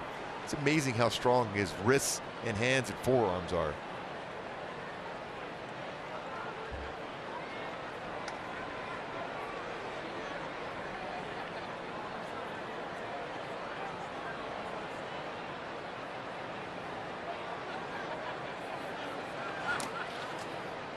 Ball stays near the plate. Ohtani's got to remain at third base. 1-0 count on Angelton. 0 for 2. Twice is grounded out to Anderson, the shortstop. Giolito's been really good with runners in scoring position this year as well. 206 batting average against them with runners in scoring position. Simba throughout his Angels career has been very good with runners in scoring position.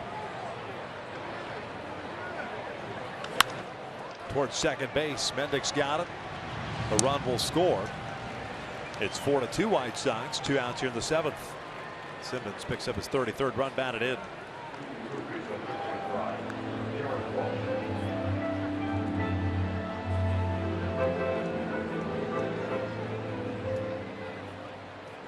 That run really is a result of the speed of Shohei Ohtani to pick up a triple on that one.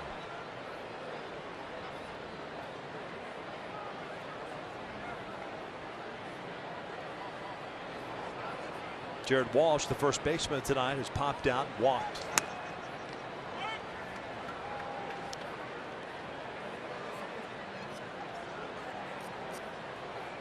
All-star this year, AAA.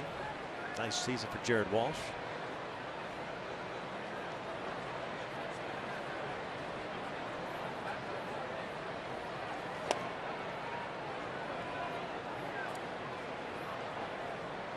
Second pitch of the night, still at 97 miles per hour.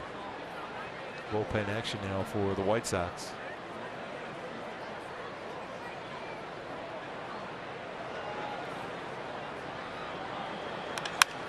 That is line right to Moncada at third base. Halos get a run on the ground out by Simmons. Stretch time. Chicago leads it. Hispanic Heritage Night here at Guaranteed Rate Field, and Angel fans obliging, busting out the gear. They're down 4-2. Halos, that is. As we start the bottom of the 7th, Jose Rodriguez back out for his second inning. Had a 1-2-3, 6th. He'll get 9-1-2 for the Sox. Engel, Anderson, and Moncada.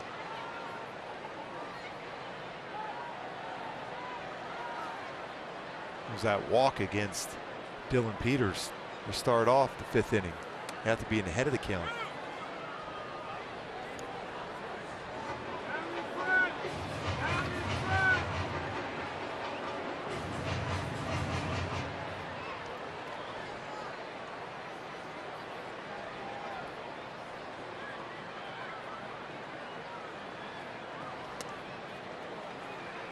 Two balls, 2 strikes.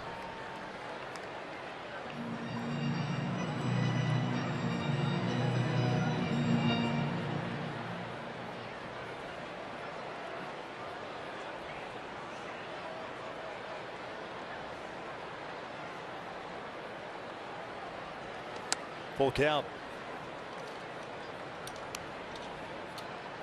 Video board here. They're doing the on the 9s.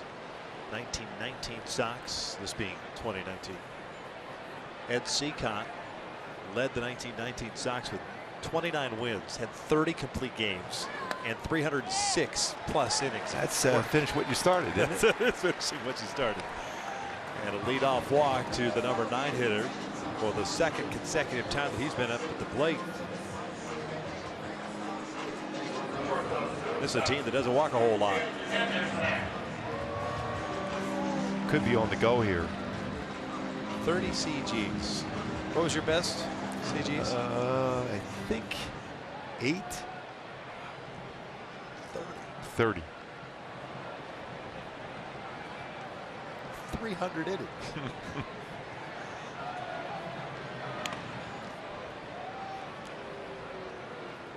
I'm sure there was an agent back then saying, you're doing it all wrong. Yes. You don't have to go 300 innings. No. Wow. Tim Anderson 2 for 3, single with a run scored the first, 2-run home run of the 5th. Chases the high fastball. I remember touching 270 in innings in '88. I thought my arm was going to fall off by the end of the year. 300. Especially for a starting pitcher. The amount of work, I mean, you limit the work between starts, obviously.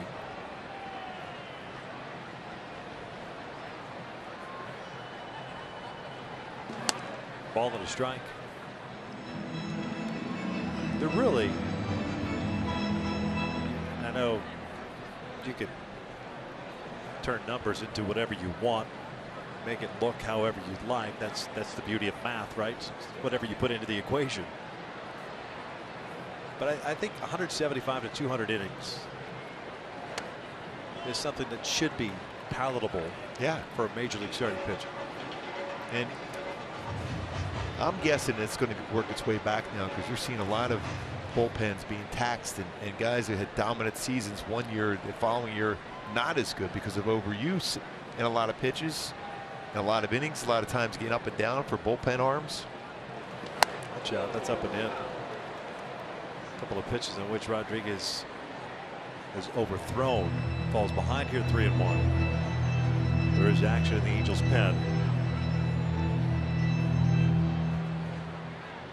Actually, there's not. There's just someone on the mound mimicking his windup. That was Noe.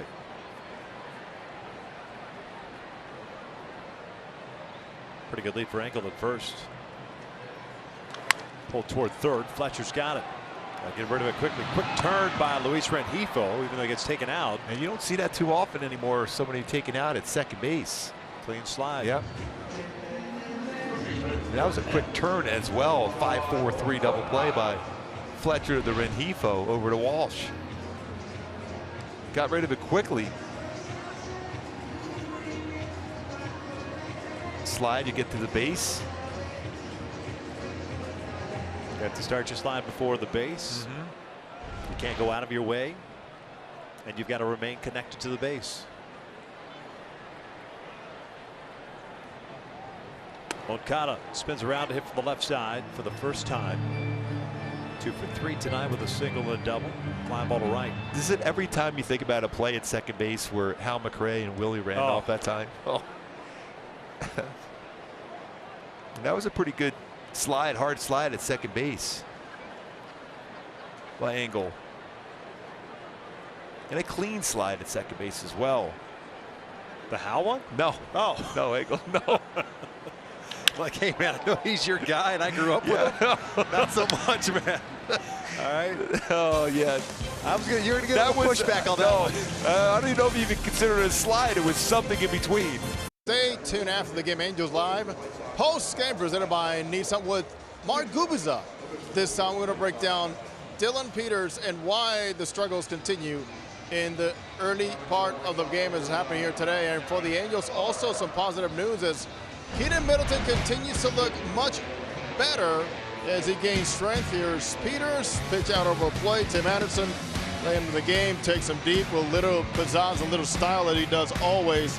Let the kids have fun, right? Keynan Middleton really getting strong with that breakable slider and zip on that fastball. And Shohei Ohtani hopefully showing some signs of coming out of that slump. He's gone down left field line, down the right field line, double and a triple. So hopefully, Victor, your partner will wait for me a little bit later next to you. He will be hanging right here waiting for the fireworks to go off behind you guys while you do the post-game show. Oh, yes. It'll be magic. Aaron Bummer on a relief. 48 time, no record, a 2 ERA. 8-9-1 for the Halos here in the 8th. Rengifo spins around here from the right side, then Anthony Bemboon, although Taylor Ward looks like he's grabbed a bat. And he is in the on-deck circle. And then David Fletcher.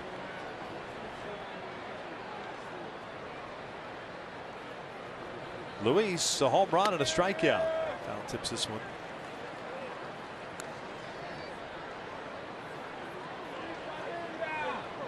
Pretty firm fastball there from Bummer. White Sox 19th round pick out of the University of Nebraska. It's a 2014. Fastball, slider, changeup. Third season with the Sox as Luis goes down swinging, one away.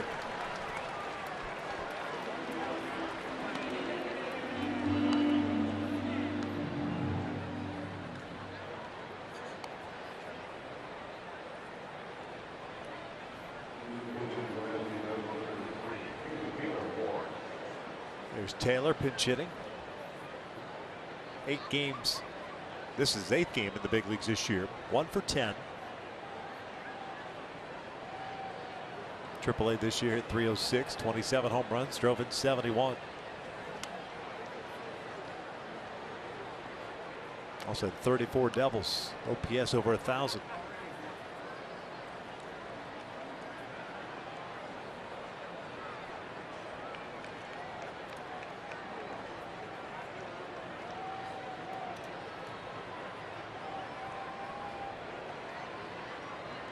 One-0.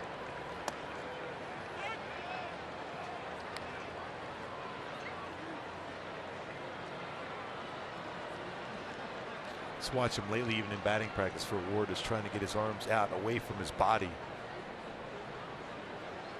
Put more coverage on the outer half of the plate as well as the inside part.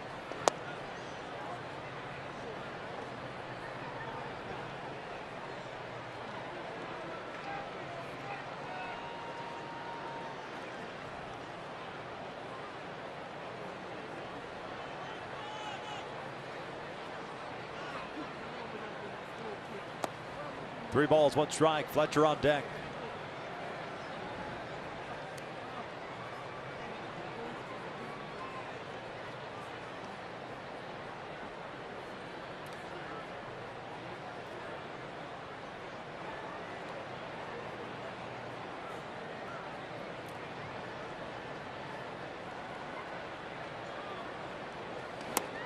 That is off the plate. 1 out walk. That'll bring up Fletcher with the man on. Hey, we were talking about the last half inning. Willie Randolph and Hal McRae at second base. Let's flash back, shall we?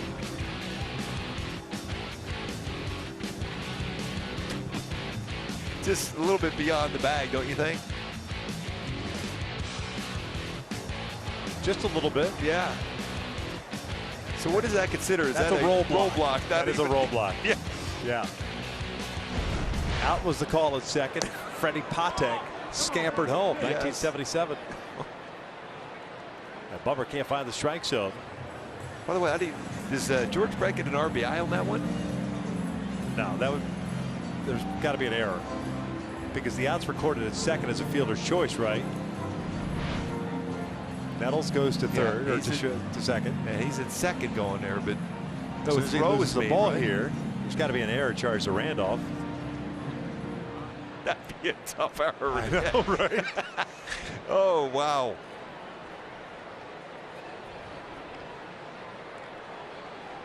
There were some fun times between the Yankees and Royals back in the day. They really liked each other a lot.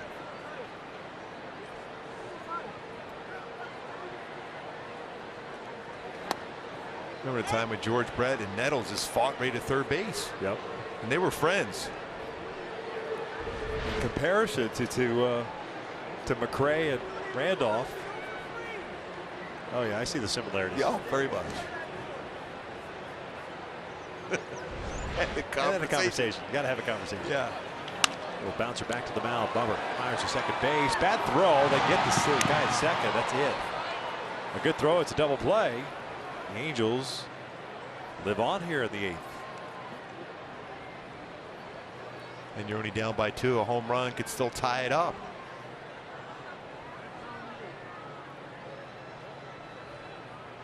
No challenge by the Angels. Mendick kept the foot on the base. That's got to be the most frustrating thing in the world as a pitcher. You're struggling to throw strikes on a consistent basis.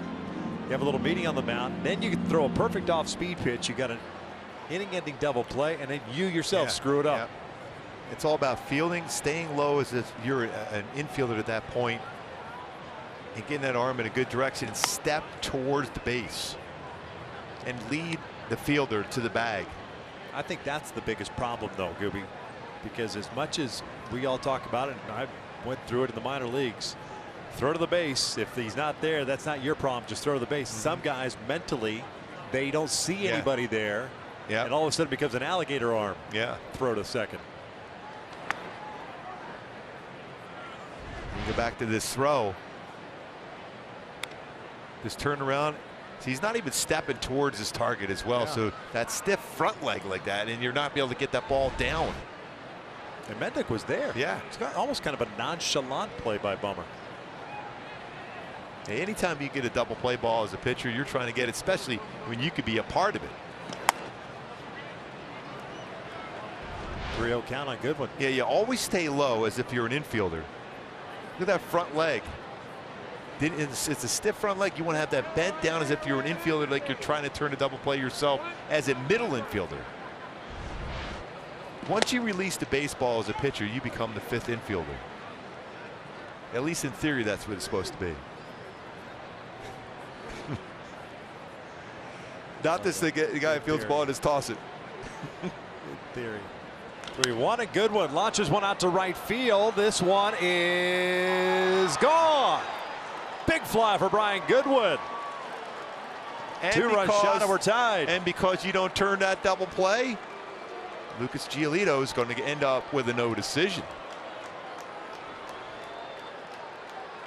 Hey, giving an extra out in the major leagues is never a good decision.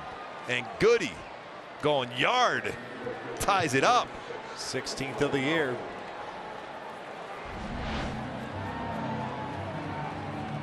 On that fastball in. Very difficult to get a fastball by Goody. Oh, wear it. Yes, he bodied up on that one. Hopefully he's all right. The guy on the mound's got nobody to blame but himself. 4-4 here in the 8th. Here's Cole, who's 0 for 3.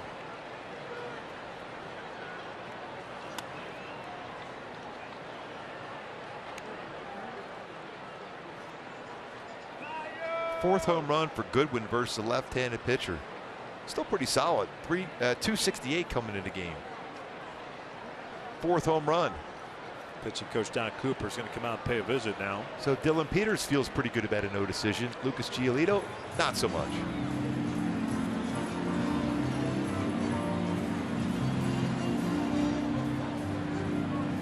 There's action in the Sox pen.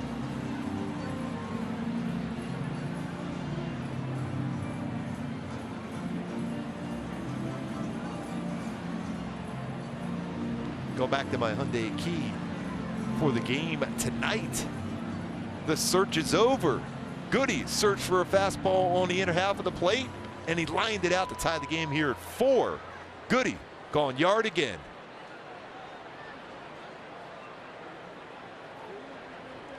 So, well, since I'm hitting a Trout spot in the lineup, I might as well hit a home run. And he did. So ceremonial 46th home run of the season for Trout. Cole late on this one. By the way, Christian Yelich homer tonight for Milwaukee, giving him 44.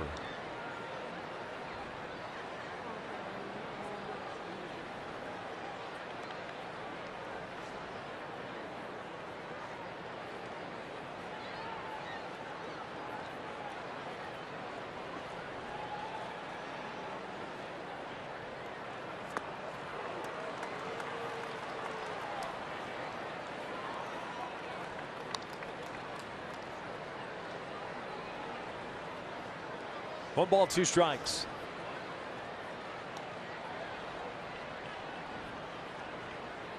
White Sox have 3, 4, 5 coming up for them in the bottom of the 8th. The Brave, Jimenez, and McCann.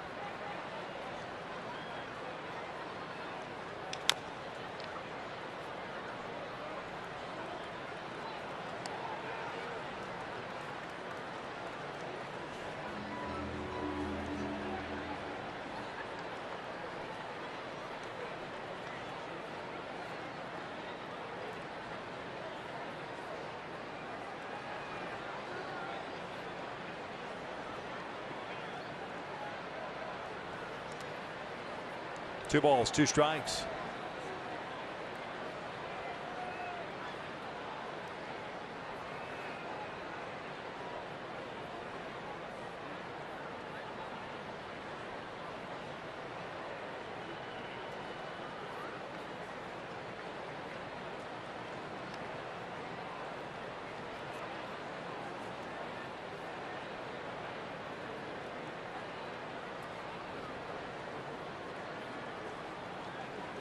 Upton on deck. 4-4 tie here in the 8th.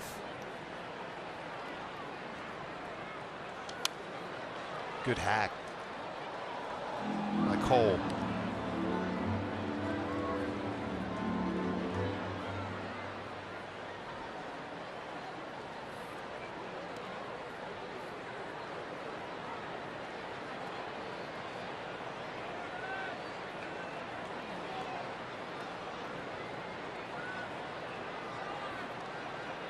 Good one with a home run. Now 7 home runs in the 8th inning or later this year.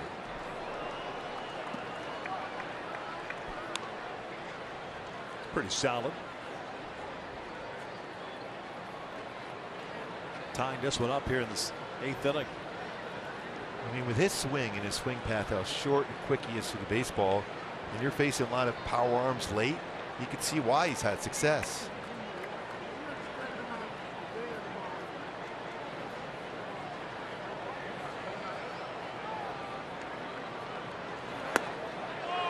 Full count.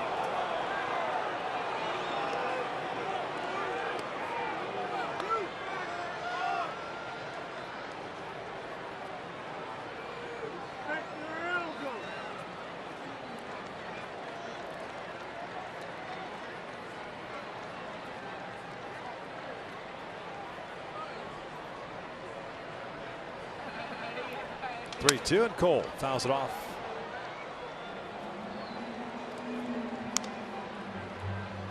Needs a new bat. Or some more pine tar. Looks like it's the lumber.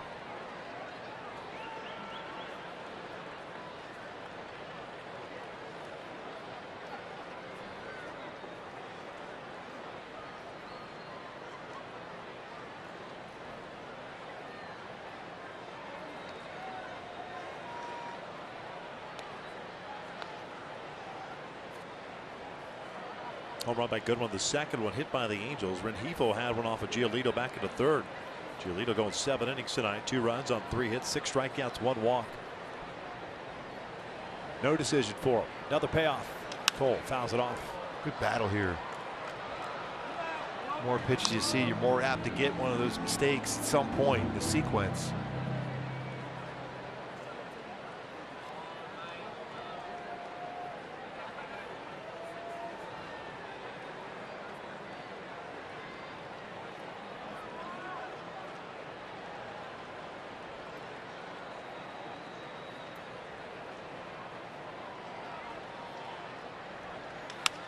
Out to left. This one playable for Jimenez.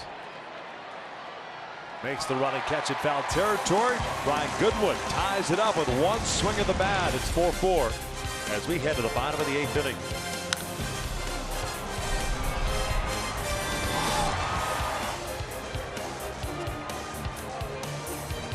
As well, and Christian Yelich mentioned that earlier today, going for number 44. Gets an off-speed pitch, 83 with 2 on. That's way out the right center field for Christian Yelich. 44th home run of the season for Yelich, as he's up in the top as far as the NL MVP voting right now with that swing and what he's done this season. Hansel Robles takes over here in the bottom of the 8th inning. With the White Sox setting up 3, 4, and 5, Brad Ausmus goes with his closer here in the 8th.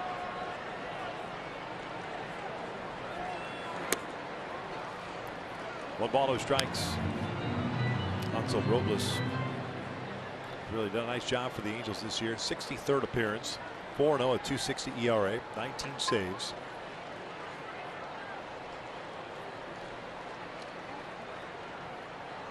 Abreu, a big swing and a miss. White Sox first baseman, an RBI double in the 1st, a strikeout on 3rd, a walk in the 5th.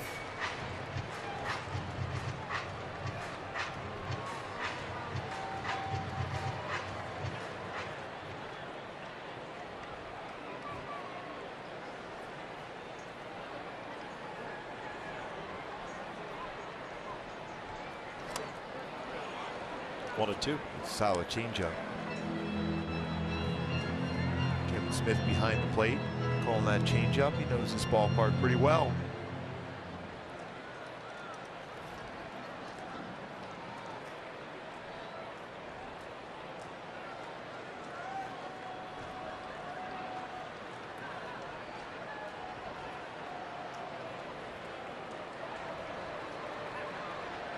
One, two. And he got him with the off-speed pitch. One down. His changeup's been every bit as good as his fastball of late for Hansel Robles. Still rushed that fastball 97, 98, but his changeup's been really, really good. Against a team that hits a changeup very well, it's located perfectly.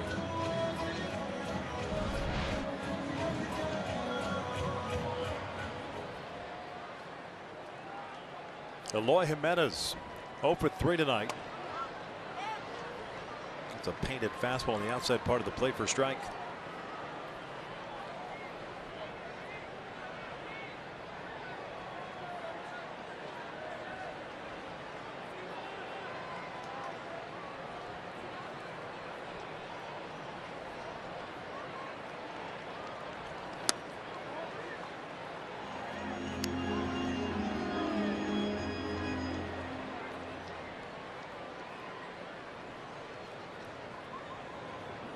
Done in the last 35 games. ERA at 1.46. 8 walks, 37 strikeouts. Nearly a 5-to-1 ratio.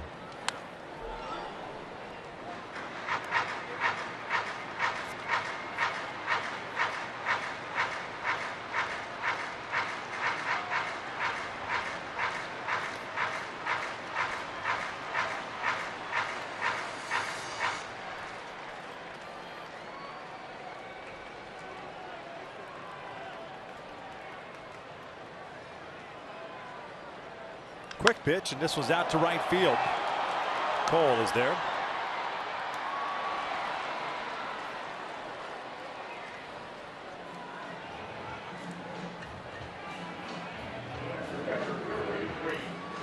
Two down. James McCann coming to the plate.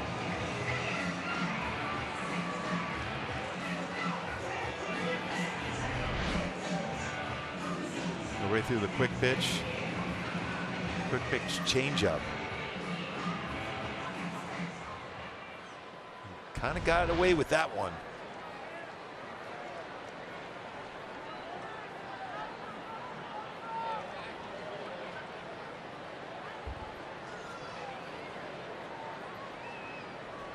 McCann a walk in the first, a ground down in the fourth, a strikeout in the fifth.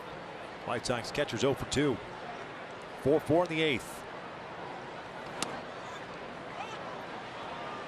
Running action brings it back towards the outside corner. 98 got the call. And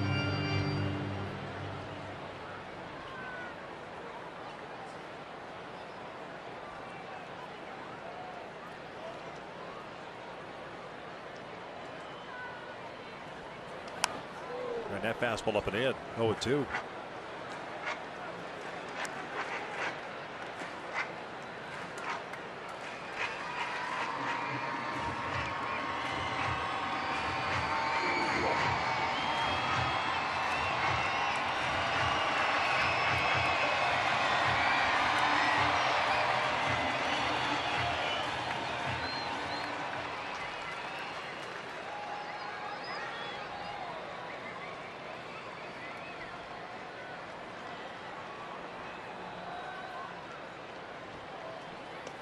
McCann strikes out. The Angels will head to the ninth inning with a 4-4 game.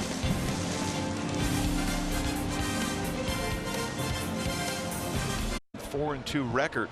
2.42 ERA. 26 saves.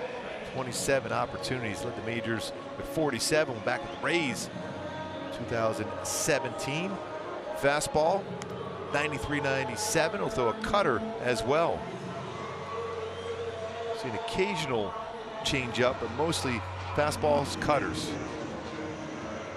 Halos here in the ninth inning have Upton, Ohtani, and Simmons coming up to face Colomé.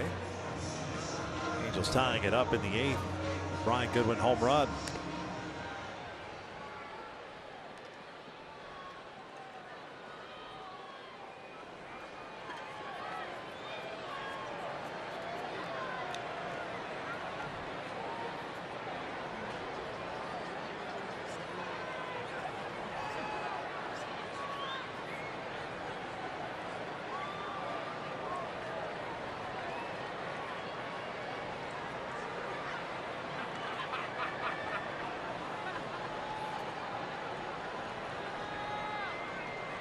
Justin Upton 0 for 3.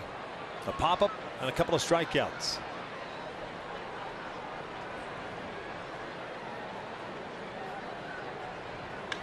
That is skied to deep left field, and that one is way out of here. Big fly for Justin Upton, the third hit by the Angels. And this one gives the Halos a 9th inning lead. It's 5-4. Boy, Upton going way out and continues that power stroke. 12th home run for J-Up. Boy, we talked about that power and what you project over a full season as far as home run power and RBI production. If he would have been healthy all season, that's one of those swings where you go, boy, you wanted him healthy all year long. Upstairs, little cutter, and he crushed that. Very similar to the first pitch he saw this season against Edwin Jackson, a cutter. Hit it way out in Toronto. This one's way out here in Chicago. Shohei Ohtani takes down and away. Shohei with a couple of extra base hits tonight, a double in the second inning, a triple in the 7th.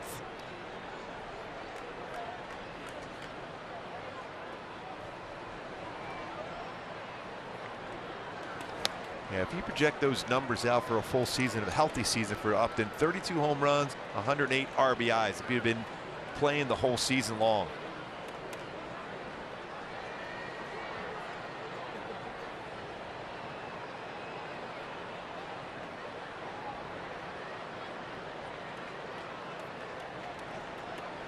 One.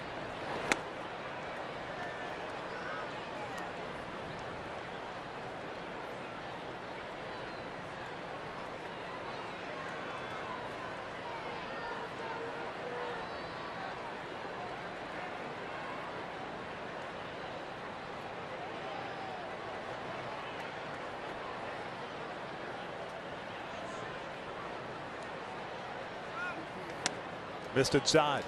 Boy, crazy how a game can turn. It looked like the game completely under control for the White Sox with the way Giolito threw 7, and all of a sudden, a couple home runs later, and the Halos now with a 5-4 lead.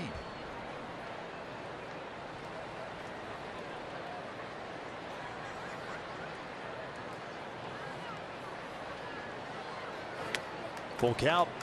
Simmons on deck.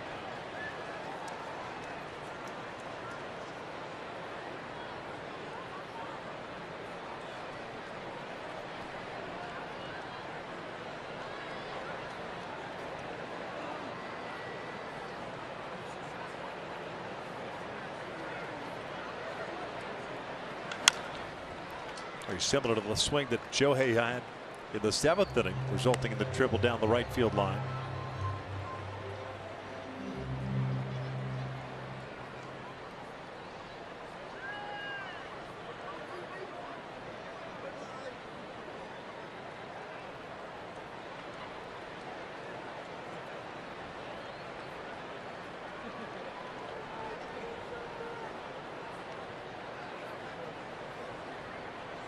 Colome's 3-2. Called strike 3. Fastball at 95. Almost looked like Shohei was looking for something off speed. Well, that's the pitch you'd like to see him go out there too, because that's his zone. Location of this pitch. Little cutter that got a lot of play. Even his reaction, Colome's reaction, even though he got the strikeout, he didn't throw it where he wanted to throw it.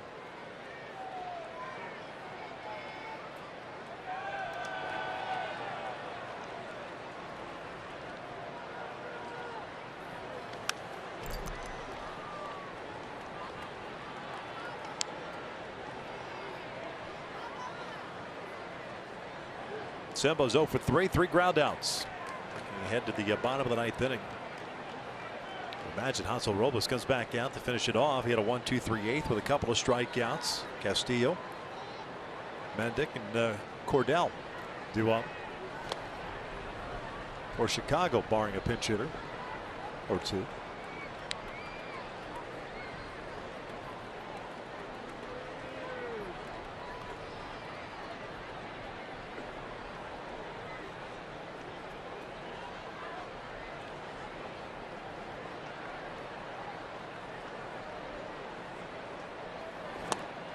Off speed pitch. 1 ball, 2 strikes.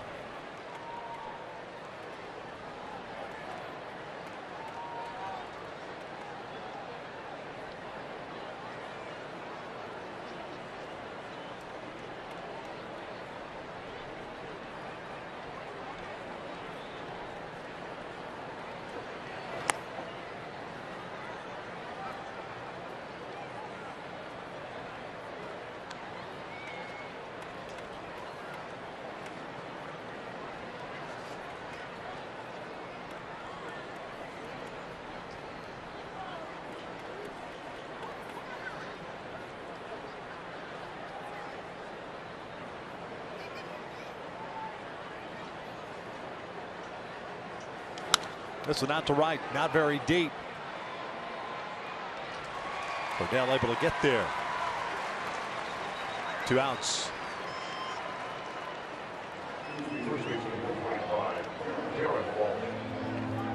So it's Jared Walsh coming up against Colomé.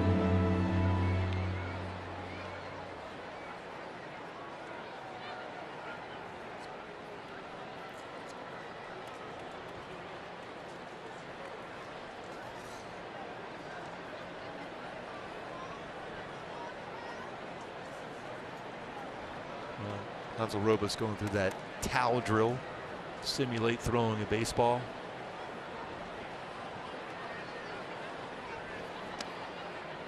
Walsh a pop up in the second, a walk in the fifth, a line out sharply in the seventh. It was the last batter that Lucas Giolito gave up. Aaron Bummer gave up the 2-run home run to Goodwin. With 2 outs in the eighth, tied the score at 4. Colomé giving up the leadoff homer to Upton here in the ninth.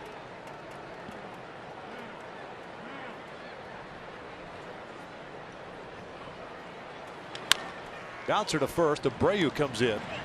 We head to the bottom of the ninth inning. Justin Upton with a big blast to left, giving the Angels a 5-4 lead.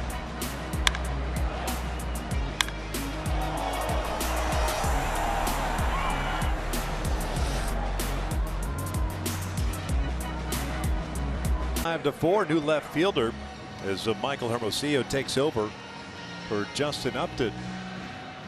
The Ottawa Township, Illinois native Michael Hermosillo. Once upon a time committed to the University of Illinois to play football. Yeah, I was talking to him today about being home, and he had a big smile on his face.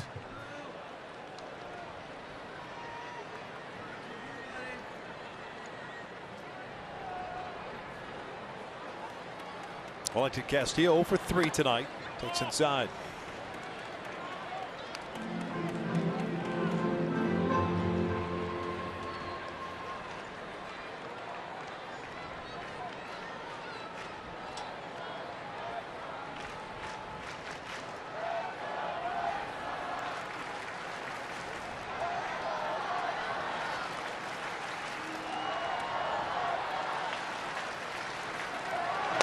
Off speed for a strike.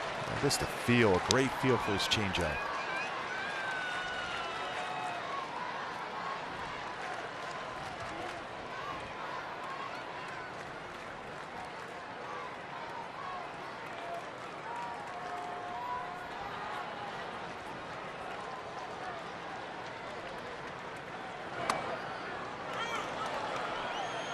One and two.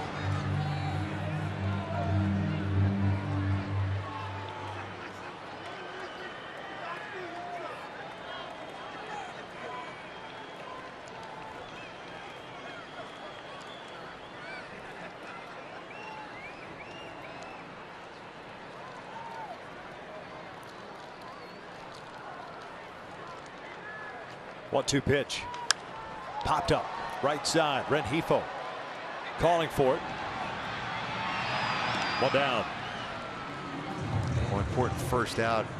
9th inning here. Hans Robles.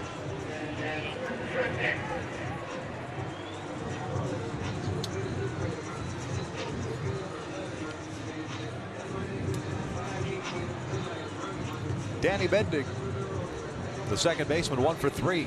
At a base hit to right field in the 4th inning.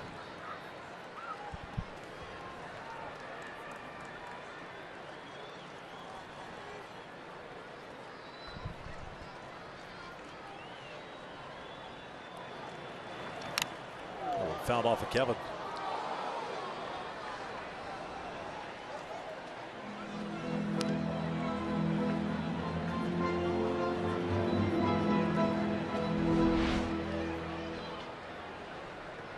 Fastball.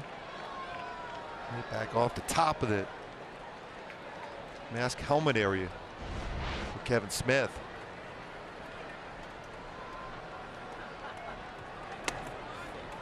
Oh, 2.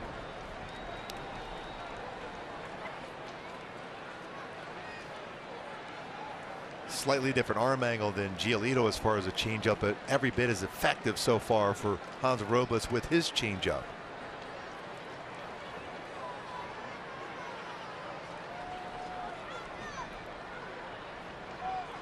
This one's out to right. Cole has to go back on it. Has a beat, makes the catch. 2 down. A solid play out in the outfield for Cole Calhoun.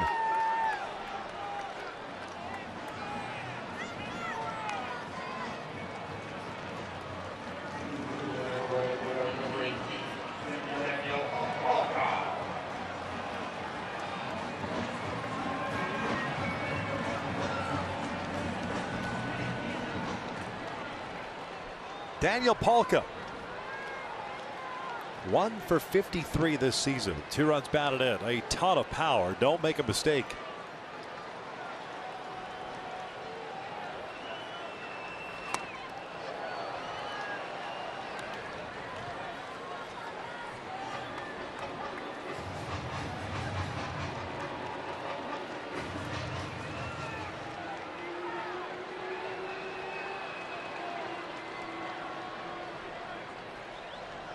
The 1. That was a mistake. Yes. Way too much of the strike zone. He's got real good power even the other way, too.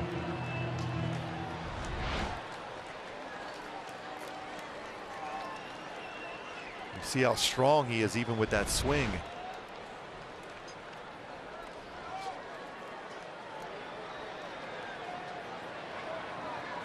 Here's the 0-2. Got him looking. Light that baby up as the Angels take the opener of this 3-game set by the final of 5-4. Good to see that. Good comeback. Nice job, too.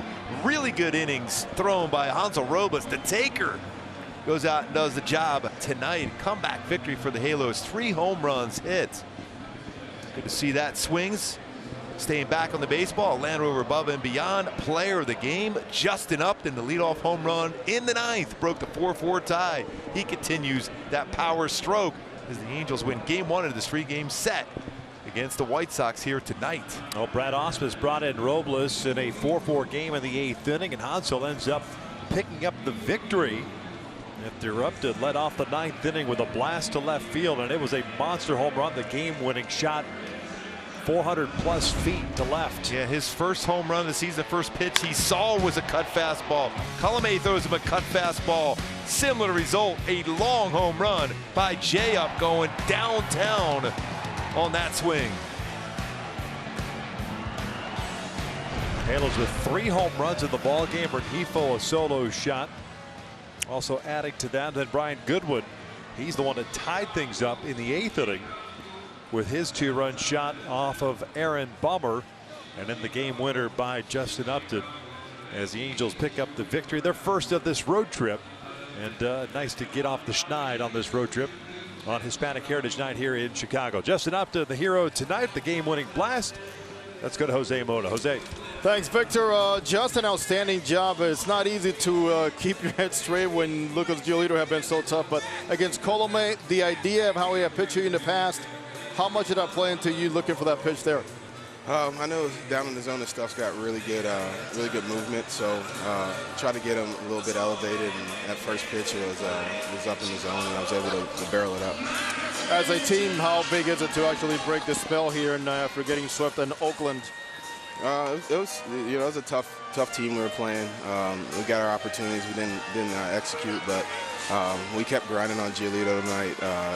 Got the 2 runs off of him and kept ourselves in striking distance, and we were able to finish it off. Oh, you talk about grinding. How about you and the fact that you just crossed over that 200 at-bat plateau? And I know that's big for guys like yourself, and having your base with the injuries, the toe and the knees coming out of spring training, are you finally feeling like yourself again?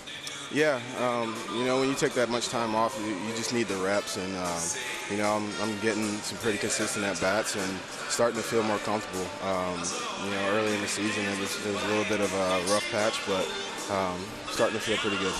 As many young players as there are around at this time, how important is it your leadership and to see that these guys are exposed to this level of play at this point of the season for you guys? Well, I think as the veterans on the team, we got to show these guys that even though our season is going the way we want it to go, that we have to finish strong. We have to continue to compete and be professional every time we step out here.